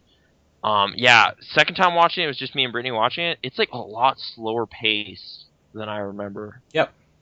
Like, I thought it was just non-stop crazy the whole time. Like, no, there's huge stretches where it's just kind of whatever stuff happening. Mm-hmm. Yeah. Which, I'm kind of sad I misremembered it, because the movie I thought I saw was much funnier all the time. Oh man, it was hilarious. One of the best movies. The one I actually saw, I like things about it, but I don't know. It's okay. Totally. It does some things funny. Like, the funny parts hit pretty good. Yeah. Channing Tatum is funny. Yeah, Channing Tatum kind of proves himself as like a warm personality, Mhm. funny guy. But yeah, it just didn't have all the stuff I remember. It's weird. It's Mhm. weird. The last like 2 minutes is like this crazy credit sequence of just zany editing and like all this nonsense happening. Yeah. That's kind of what I thought the movie's pacing was like. Like a lot Oh. more zany, crazy stuff, and it's just like, no. Like that was like 10 minutes of the total experience. I don't even remember what my biggest criticism with it was. I think it wasn't really holding your attention. Like you were just not paying attention to I it. think the thing was that the comedy, while it was okay, was too few and far between. Mm-hmm. There was a lot of filler, like story stuff that I just didn't care about. Which is like, yeah, not like that funny. Like it's kind of, Mhm. but not. Like it's like, Jonah Hill's saying awkward things, and you're just like, okay, well. But like I've seen that before, and I've seen him do it better. Yeah. So oh well, that was on my like, is this a top 10 contender? I don't know. I don't think so. I don't think it'll make it. Well, I'm sorry that was ruined for you. Yeah, it's a little sad. I own Prometheus now, but I haven't rewatched it. Good. That movie's really good. I do like it. I do like that movie. Mhm. I've seen it twice, so I think I can say that enough. Thing is, though, I'm a little worried. Like, it was very much a big screen experience. Yeah. I'm worried if it'll just kind of lose a lot on my little TV here. So, How big is your TV? not like 32 or something. Okay. Yeah, but your like couch is kind of close to it. So Kinda, yeah. It's more it just like I want the audio, I want the whole thing, Right. I think it'll pop quite the same way. Like, I think I'm mostly acquired it just for the special features and stuff, like just to kind of learn more about it. Totally. I'd like to see it in Blu-ray, honestly, like really sharp. So. Right. If we want to go back to game stuff briefly, Mhm. I played the demo of Black Knight Sword, Okay. and I started playing Binary Domain. Which Let's quickly talk about Black Knight Sword, I guess. yeah, it's I don't know. Like I've just played the demo. I played through it. It cuts off really early. Like it's a pretty short demo, so I didn't really have enough reasons at the end of it to be like, hell yeah, let's do this. It was more just like, it's kind of neat. It's like a Castlevania, but with like a very like a stage play look and feel to it. Mm-hmm. Like every time it's loading, like a bunch of audience members kind of pop up, and there's a curtain, and then it opens again back onto the stage, and all the background stuff was kind of weird, and then, like just that weird surrealistic grasshopper stuff with this like it's a microwave, and in it is a bunch of hearts, and that's your health, and you're just like, okay, that's kind of weird, but whatever. But yeah, side scrolling, stabbing stuff. I'm not sure. Like, critics' reviews are kind of mixed on it, but, that's perfect, because that might mean it's one of the greatest games. Right. Because it's at a 67 Metacritic, and as we discussed off mic one time, 70 is the new 100 in terms of being interesting. Kind of, yeah. So it might actually be a really great game. I don't know. I might look into that more. In that regard, we were saying earlier, quickly, I think off air, Far Cry 3 is at like 91. Yeah. I think that is probably a good 60 to 70%. Right. Like that's better. Like, just flip it. Just flip the critics. Like, so Guardians of Middle Earth is great. Primordia is really good. Skyrim, Dragonborn, maybe not all that. I don't know. I have yet to play it. Rather than playing Full Frontal Assault, awesome. All right. No, I'm just flipping Metacritics now. Yeah. But that only works for games, to be clear, because game criticism is a joke. Film criticism is kind of established. It's kind of a joke. Film criticism's a joke. It's been around for a while, though. It's been around for a while, but it gets paid off more, I think. You've heard this joke before. Okay, yeah. I don't know. It's like a familiar joke that everybody knows. It's like the racist joke everybody knows is racist, so everybody's still able to laugh at it. Sure. Like, even like the people whose race it's making fun of are just like, well, he's just a racist, so whatever. Video game criticism is like the dude that tries to tell a racist joke, but he has like a white hood on. Right. Like, it's like, oh, that's not edgy. That's just offensive. That's just inappropriate. Yeah, you cross line video game criticism. I don't know. This is a half-baked analogy, but whatever. It works. It's apt. Binary Domain. Okay, actually, sorry, I should backtrack a little more. Okay. Backtrack a little more. I forgot about game. And this happened on the same day. Okay. I was like, all right, we're right at the end of. Well, actually, now we're at the beginning of a new year. Yeah. At the point I was at, we were right at the end of an old one, but whatever. I'm gonna check out some of last year's buzzed about business. Yep. Let's play some Mark of the Ninja. It's on sale on Steam, $7.49. That's the cheapest I've ever seen it. Fine, whatever. It's a solid 6 or 7 out of 10. Okay. I guess beforehand I played some Shank 2 just to kind of see animation stuff. Okay. Yeah. Swell on my computer, and it like in that respect, like smooth like butter. It's awesome. Yeah. Works so good. Yeah. My problem with it is, Shank 2?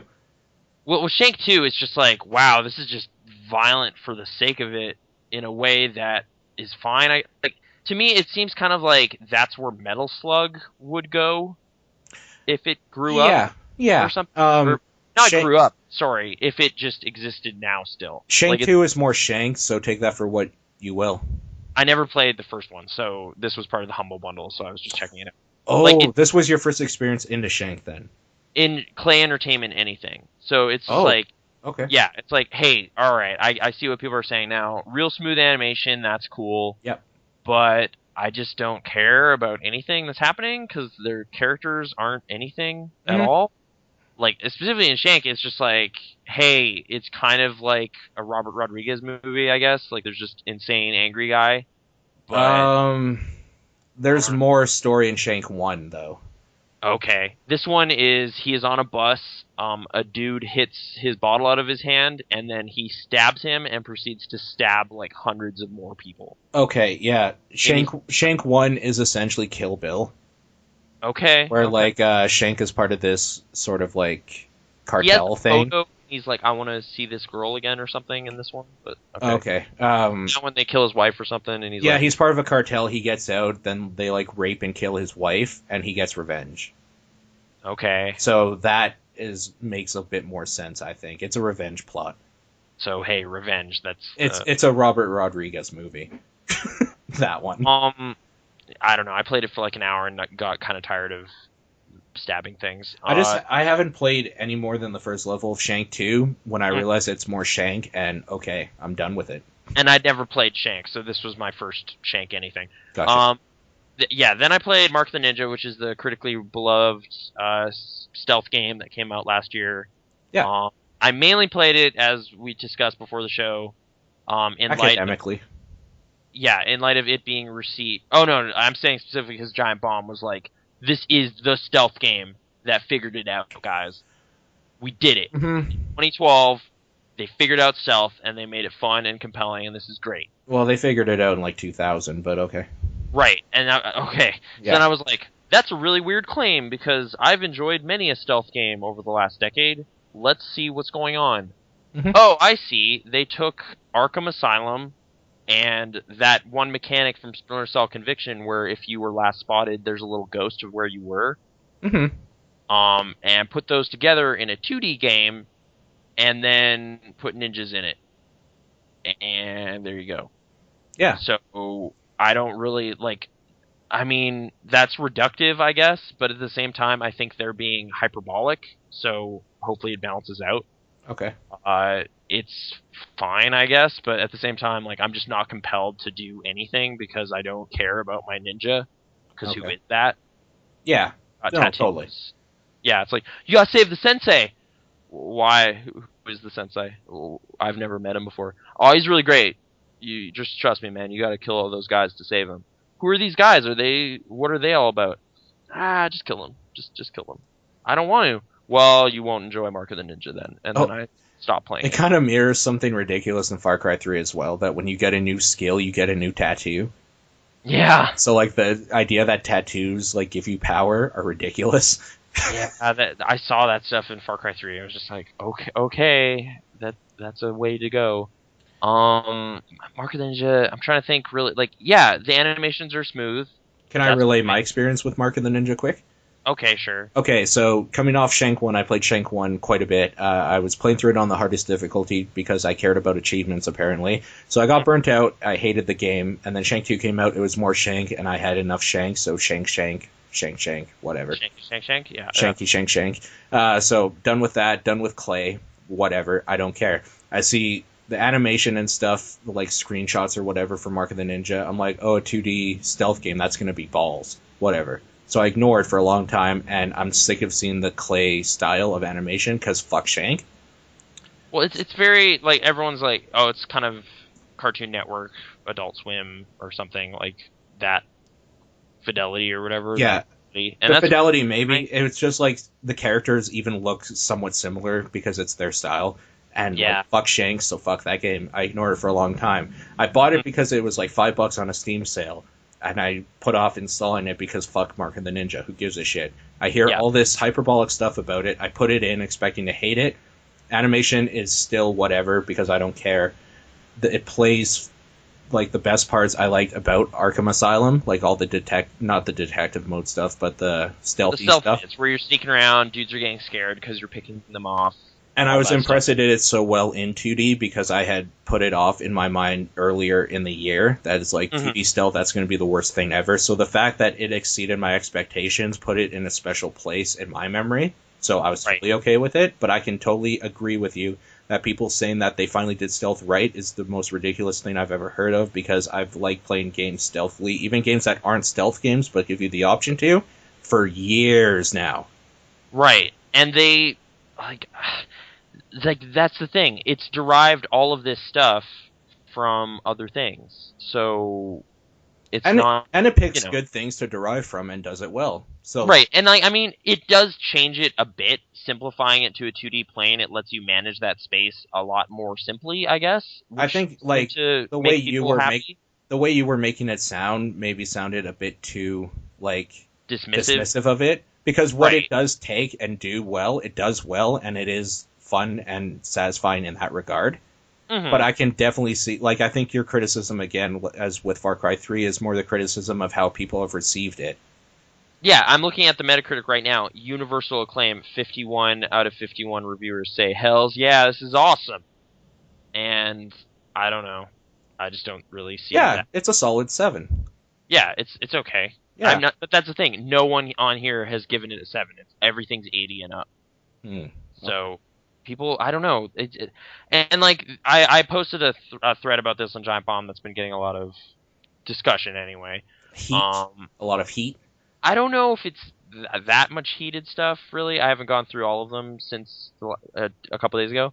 But the one thing is, like, dude, it's a mechanics-focused game. So the story and all the kind of motivations and stuff, that doesn't matter. It's just mechanics. But for me, that kind of doesn't hold up because, like, specifically someone was calling me out for being like, well, you know, you crazy kids today needing your stories and stuff. I grew up in a time where it was arcade games and we didn't get that stuff. So that's why. Well, you did. They would just write in the booklet.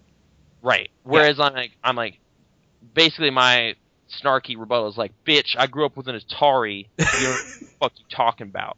All right, Pooh-Yan, motherfucker. Doesn't have a story. Anyway, okay. Where that falls apart for me, though, is like this game has dudes getting violently stabbed in the neck, and all those arcade games didn't have that. Like, it's like Pac-Man is just eating like pizza or something, and then a ghost attacks him. Like, it doesn't have any... Right, the idea is, what is the context of why I'm cutting this guy's head off and all of his comrades? Right, like, that's something that demands a little more evolved thought behind it to make it okay. You can't just, like, be like, oh, dude, whatever, it's like Mario, you jump on the turtle. And it's like, well, no, that's abstract and ridiculous and weird. This isn't. This is, like, I'm sneaking around an alleyway and I stabbed a guy. Why did I do that? You know, like, I want to have a better reason other than points, or so I can unlock a sick new tat at the end. In that regard, do you think it would have been more to their credit if they had put something in where they really want you to focus on stealth, so they don't even put in a weapon that you can kill with, only stealth mechanics? Well, I kind of wish it provided a little more incentive that was readily apparent for not killing people. Or something. Like, do you still want the option that they can? Like, say in the story, it's like, you're the best sneaker, blah, blah, blah, who gives a shit, whatever, ninjas. Right. But they also say you don't have a sword or whatever. Well, for the first part, you don't have a sword, but that's because they're kind of trying to introduce you to mechanics. Right, but like, what if that was the whole game? Like, the whole game is you're trying to get to your sword to take on the last boss. See, that would be more interesting, but they wouldn't make that game because what they do well is violent killing animations. So they want that stuff. Right. Like that's the reward. Is like, oh, dude, sick! I killed that guy. But like for boss fights, did you get to the first boss fight? I'm on stage 3, so I can't remember. I don't know if it's the first boss fight, the one where like the dude's shooting at the thing that falls on him, or like you take out the thing that crushes a guy. I've crushed guys with things, but no, I'm just like there's nothing I would describe as a boss fight that's happened yet. I think that might be at the end of the stage I'm on. Are you like going after, or is a guy talking to you like a commando guy? A lady is talking to me. Lady. Okay, I think that's the one. Yeah, so you would have done it then. Oh, okay. Like there's a bunch of like snipers at this one point, and like you push them off the ledges they're on or whatever, but there's a dude underneath walking around with like a machine gun looking around. Mm-hmm. And like you have to sneak up, and there's this giant thing on the ceiling that you can like destroy so it falls. Okay. And crush him. Like, would you prefer more stuff like that, where the violent things they do are you manipulating the environment and not just like cutting dudes' heads off? Well, it's not so much like the way I'm killing people. It's just that I have to kill people in a stealth game. Okay. That for me, what's interesting about stealth games as a genre is it was the first kind of thing that came along that took the action genre and gave you the option of not shooting people, and that being like an optimal way to play it. Like Metal Gear being able to knock one out. Right, like Metal Gear, the goal, if you're the best at Metal Gear, is to play through it without killing anyone. Like that's the funnest way too, as well. Yeah, like that is what that game supports and wants you to achieve. If you're doing it well, where it's like if you kill someone, it's like the game might even within its narrative chastise you a bit. Like in Metal Gear Solid 3, the Sorrow comes along and kind of punishes you with the souls of the dead you've killed at some point. Like the game has a moral compass that is like, you shouldn't have done that. At some point, the game will kind of point that out. It's like you screwed up. Like, come on, that's a crappy soldier right there. And even like the final. I mean, spoilers, I guess, for Metal Gear Solid 4 that came out years ago. Even the final battle ever against your nemesis is a fist fight. Like they kind of don't reward gratuitous craziness. Splinter Cell maybe a little less. Like I remember I played through the first one non-lethal, and it was just frustrating because I would be like elbowing guys and shooting them with airfoils and stuff. Yeah, like it just had. Like, the mechanics were clearly like, you have a dope gun, you should shoot guys, and I was just like, no. Mm-hmm. And this seems to go more in kind of like the, like, dude, we kind of really want you to kill people. And I find that kind of just not what I look for in a stealth game. Like, the stealth option is supposed to give you, like, that dilemma to play with, and here it's more just seems like, we really, really, really, really, really prefer if you kill guys, but I guess you can sneak through the game without doing it. Mm-hmm. Like, I'm not really sure if the game actually starts giving you abilities that cater to that if you do it well, but I seem to not be earning experience if I get past a guy without doing anything. At the end of a chapter, if you've been spotted or you kill people, you get docked.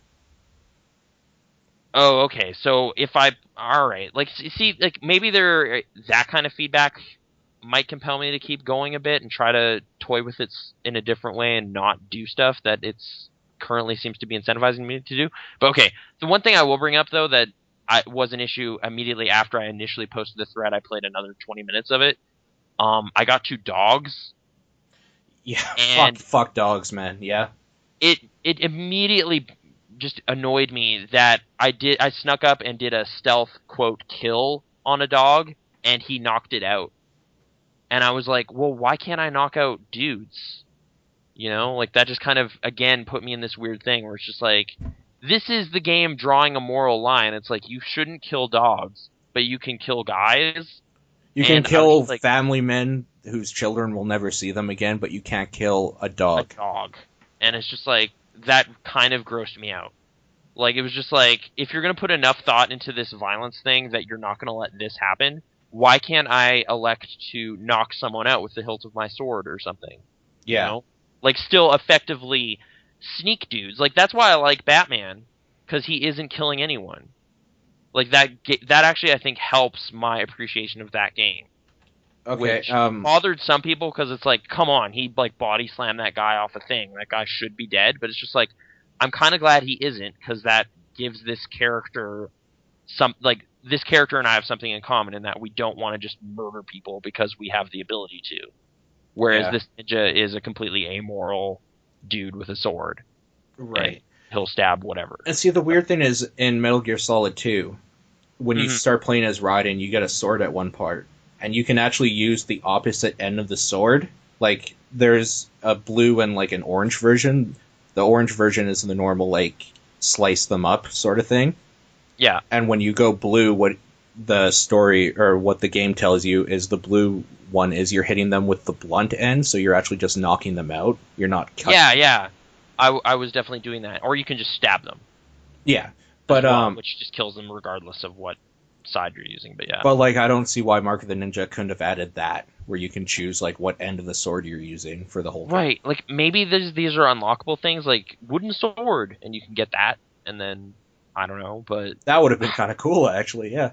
Yeah, like, it's like, I don't want to do the thing the game is most interested in me doing, which seems to be creating this difference of opinion between me and... Also, I think we'd be remiss if we didn't mention that you can actually kill the dogs with spike trap. Spike traps, right. You said there is a weird, convoluted way you can go about killing a dog, Yeah. but I was kind of just more weirded out, like, the default murder button doesn't murder dogs. It's kind of gross, too, because I think I would rather stab a dog, like, quickly.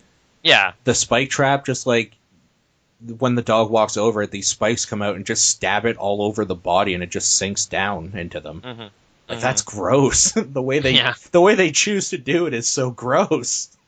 So, yeah. Like, I didn't want to do that to the dog. I just wanted to stab it. Because, like, it's still kind of gross when you do it to a human, but then you think, like, they walk over the mine and then, like, it goes through their legs or whatever. In a way, they might just be knocked out from, like, shock or pain. Mm-hmm. But, like, when it's a dog, it's literally going through, like, their face and head and, like, everywhere, and it's just gross. I don't know. If you think about it too far, it gets into some weird territory where it's like, dude, like, we shouldn't be killing people, but we shouldn't be killing these dogs either. Yeah. Like, it's gross. Whereas, hey, skip on over to Hotline Miami. Kill both. Mm-hmm. They don't care. Smash that dog. But they don't give you the story is that you're a scumbag and you like to kill people. I know. Like, once again, it's not hypocritical about it, at least. I don't know if Mark of the Ninja is even hypocritical about it. They just don't give you any context for it. Right. Okay, but yeah, maybe that's all it is. Like, you know, you could be a pretty psychotic ninja, but I don't know. They kind of play you as a bit of a hero here and there. Like, you gotta save this guy. And I don't know. It just wasn't really doing it for me. Maybe the end is that you were the villain all along, and that would all make sense. Yeah, that would definitely... I don't know. I don't know. If you take it for what it is, as just like a mechanically smooth game, it's fine. It's totally fine. Oh yeah, no. Like, at no point am I criticizing like that it all works really like the well. quality of it.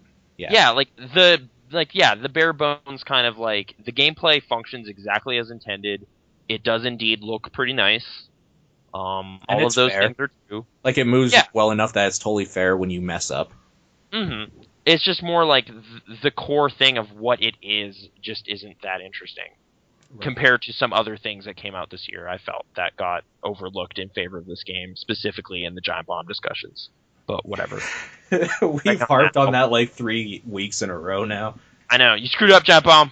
Used to be cool. They're still fine. They're still fine. I mean, everyone goes to the site for their personality more than anything. Yeah, did you see that video where Jeff was on Hoarders, essentially? Collection? I know, that was so good, but I think it struck a little too close to home. I don't think they were even acting. Yeah, that's like, other than, like, he put on that crappy mustard-stained shirt and kept that, like, yeah, most of that was almost real. Of, like, why do you have 3 copies of Samurai Showdown 2, Jeff?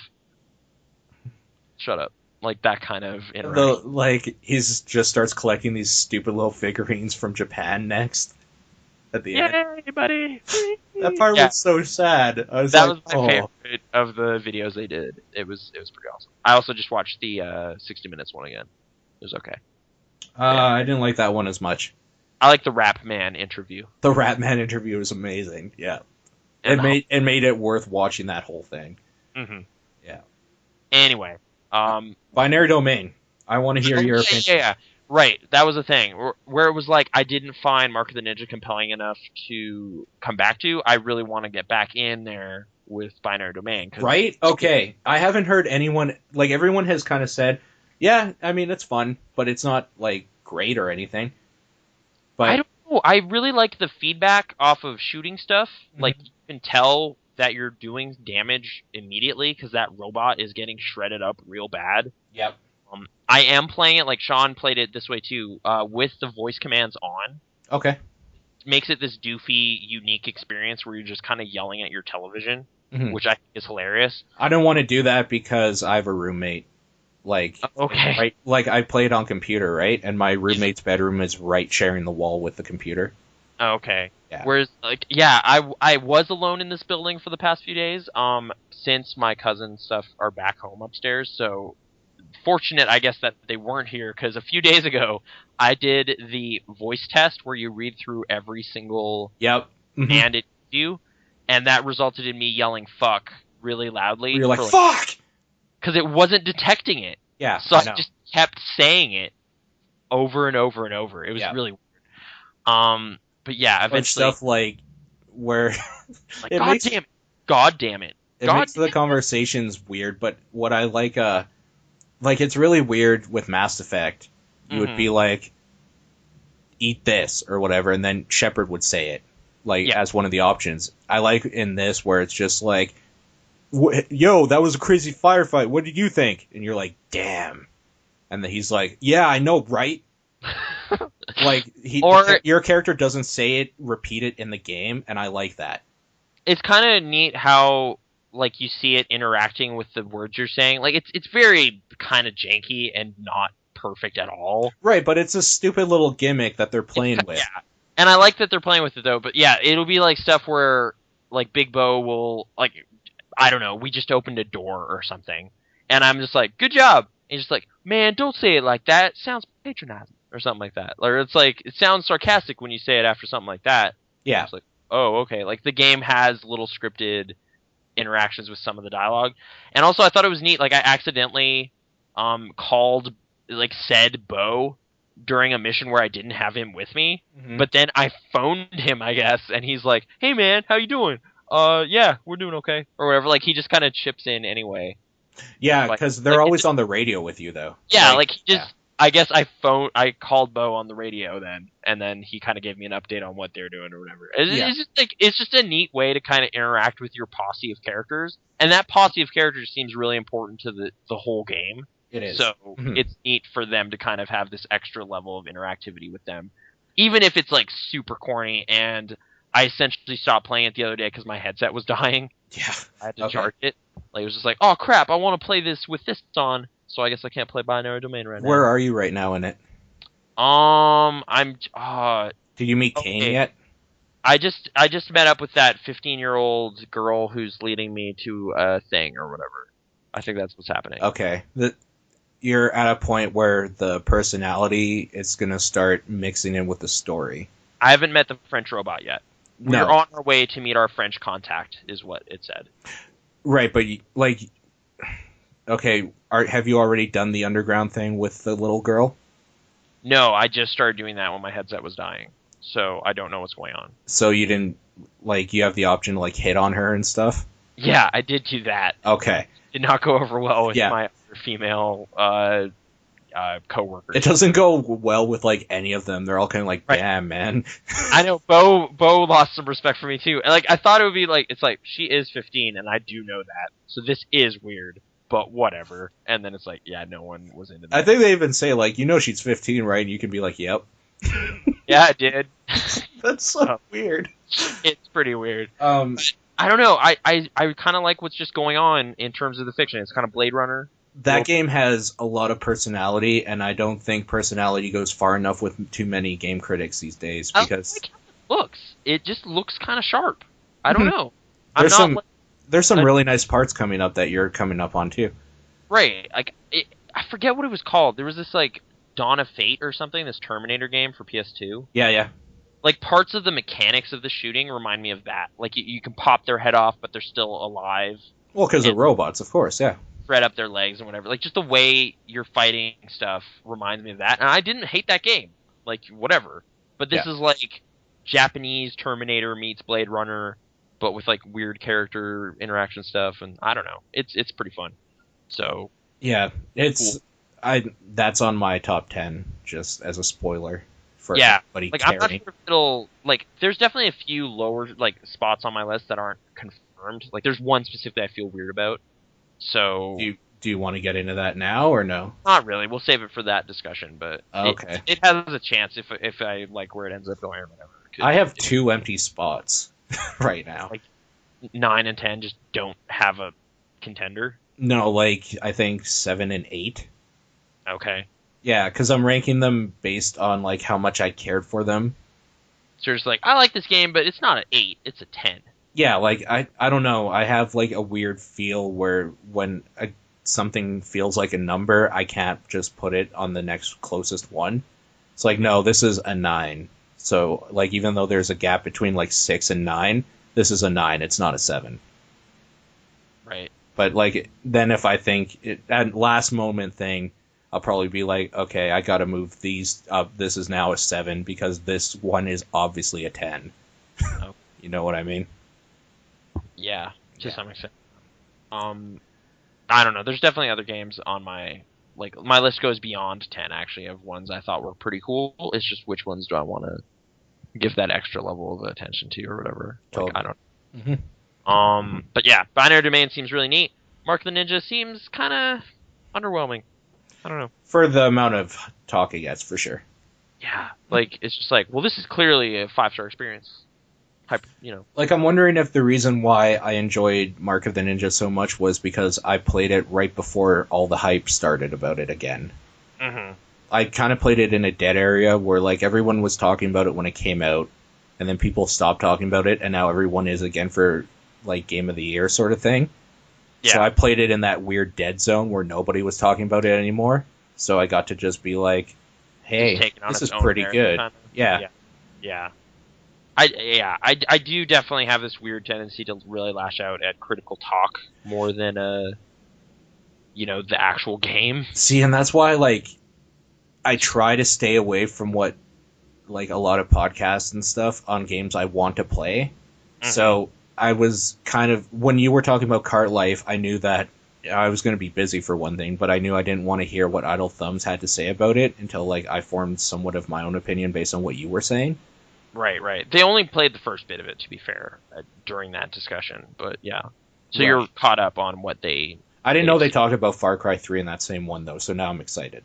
Okay, yeah, It doesn't sound like I'm going to be surprised though, the way you've been talking about what they say. Right. Sorry, they kind of hit a lot of the same points, which is fair. But they also have their own kind of weird issues they took with some of the stuff that happened, and like breaking the narrative in favor of gameplay and whatever.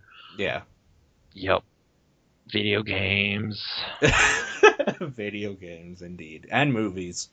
Mm-hmm. Binary Domain. Have their own weird issues. Binary Domain, Game of the Year, 2012. You heard it here first. So, for like third person... Fuck The Walking Dead, yo. Walking Dead ain't got shit. Wow, Walking Dead, yeah. I don't know what to... like how to quantify my experience with it, because it was certainly one of those things where it's like, well, yeah, I was really interested in playing the next chapter every time one came out, and it was easily probably quality. It was probably the most important experience I had in video gaming this year. But like I said, I struggle calling it a video game in the same way that the other games on my list are very much video games. Oh, okay, that actually kind of reminds me of like. Kind of stuff with Heavy Rain, which I've compared to it before. Mm-hmm. But like, yeah, that was like an interesting, unique experience that year, but it ended up being kind of a bad experience at the end of it because the story was really bad. Yeah. Like that doesn't make it good; it just makes it different.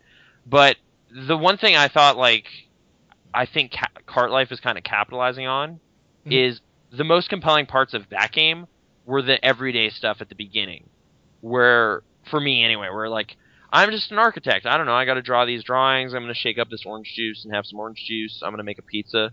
Like, just managing everyday business in a character, that was cool. Then it decided it needed to be, like, a really bad serial killer movie.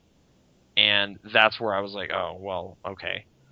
But, Oh, okay. I thought you were talking yeah. about Cart Life. I'm like, you're not an architect. No. I'm saying For Heavy Rain.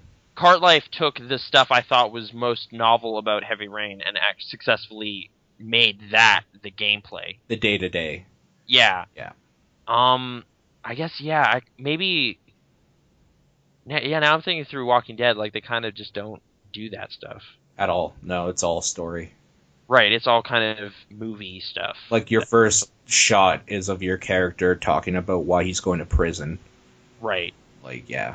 And there's no maintaining Lee or eating or... Like, there's that one dilemma in episode 2 where you have to hand out food. And that was probably the most compelling part of that episode. And that's the only time those characters ever got hungry, apparently, because the rest of the game doesn't matter. Yeah. Like, they're drinking alcohol a couple times and whatever, but it's just, yeah... I don't know. That game has its own share of weird issues that we've talked about at length. Yep. But yeah, that's the thing. Like, I was like, should I put this on my list as like just kind of like an interesting game of 2012 that was interesting, but not ultimately one I thought was a good idea? You know? Yeah. I don't know. Like, that just seems like it would go against what I want that list to do. So I don't think it'll make the cut. I hear you. But yeah. Mm-hmm. Anyway. Is that kind of all the main things that happened? That's it for me, yep. Okay. I guess, yeah, that's all that really stands out as I'm just kind of looking around. Oh, I went to IKEA. Oh, yeah, what did you get there? Meatballs. I didn't actually buy anything. That's the best part of IKEA. Yeah, I was like, I've heard good things about this cafeteria. We need to go see that. And, you know, I haven't been to one of these since I was a little kid and it was still in the Northeast or whatever. Mm-hmm. So, might as well see what that's about. And it's neat. It's a neat way to set up a store, but I just didn't see anything I genuinely needed. So, yeah. Yeah. That was that. I hear you. That's pretty much the IKEA experience, though. People go there for stuff they don't need. But it seems like a lot of people get sucked in somehow anyway. Like, it's just like, I don't know why I bought this. And I was just like, no, I just don't need it. Yeah. Out of there. I mean, that's the best place to go for shelving anyway.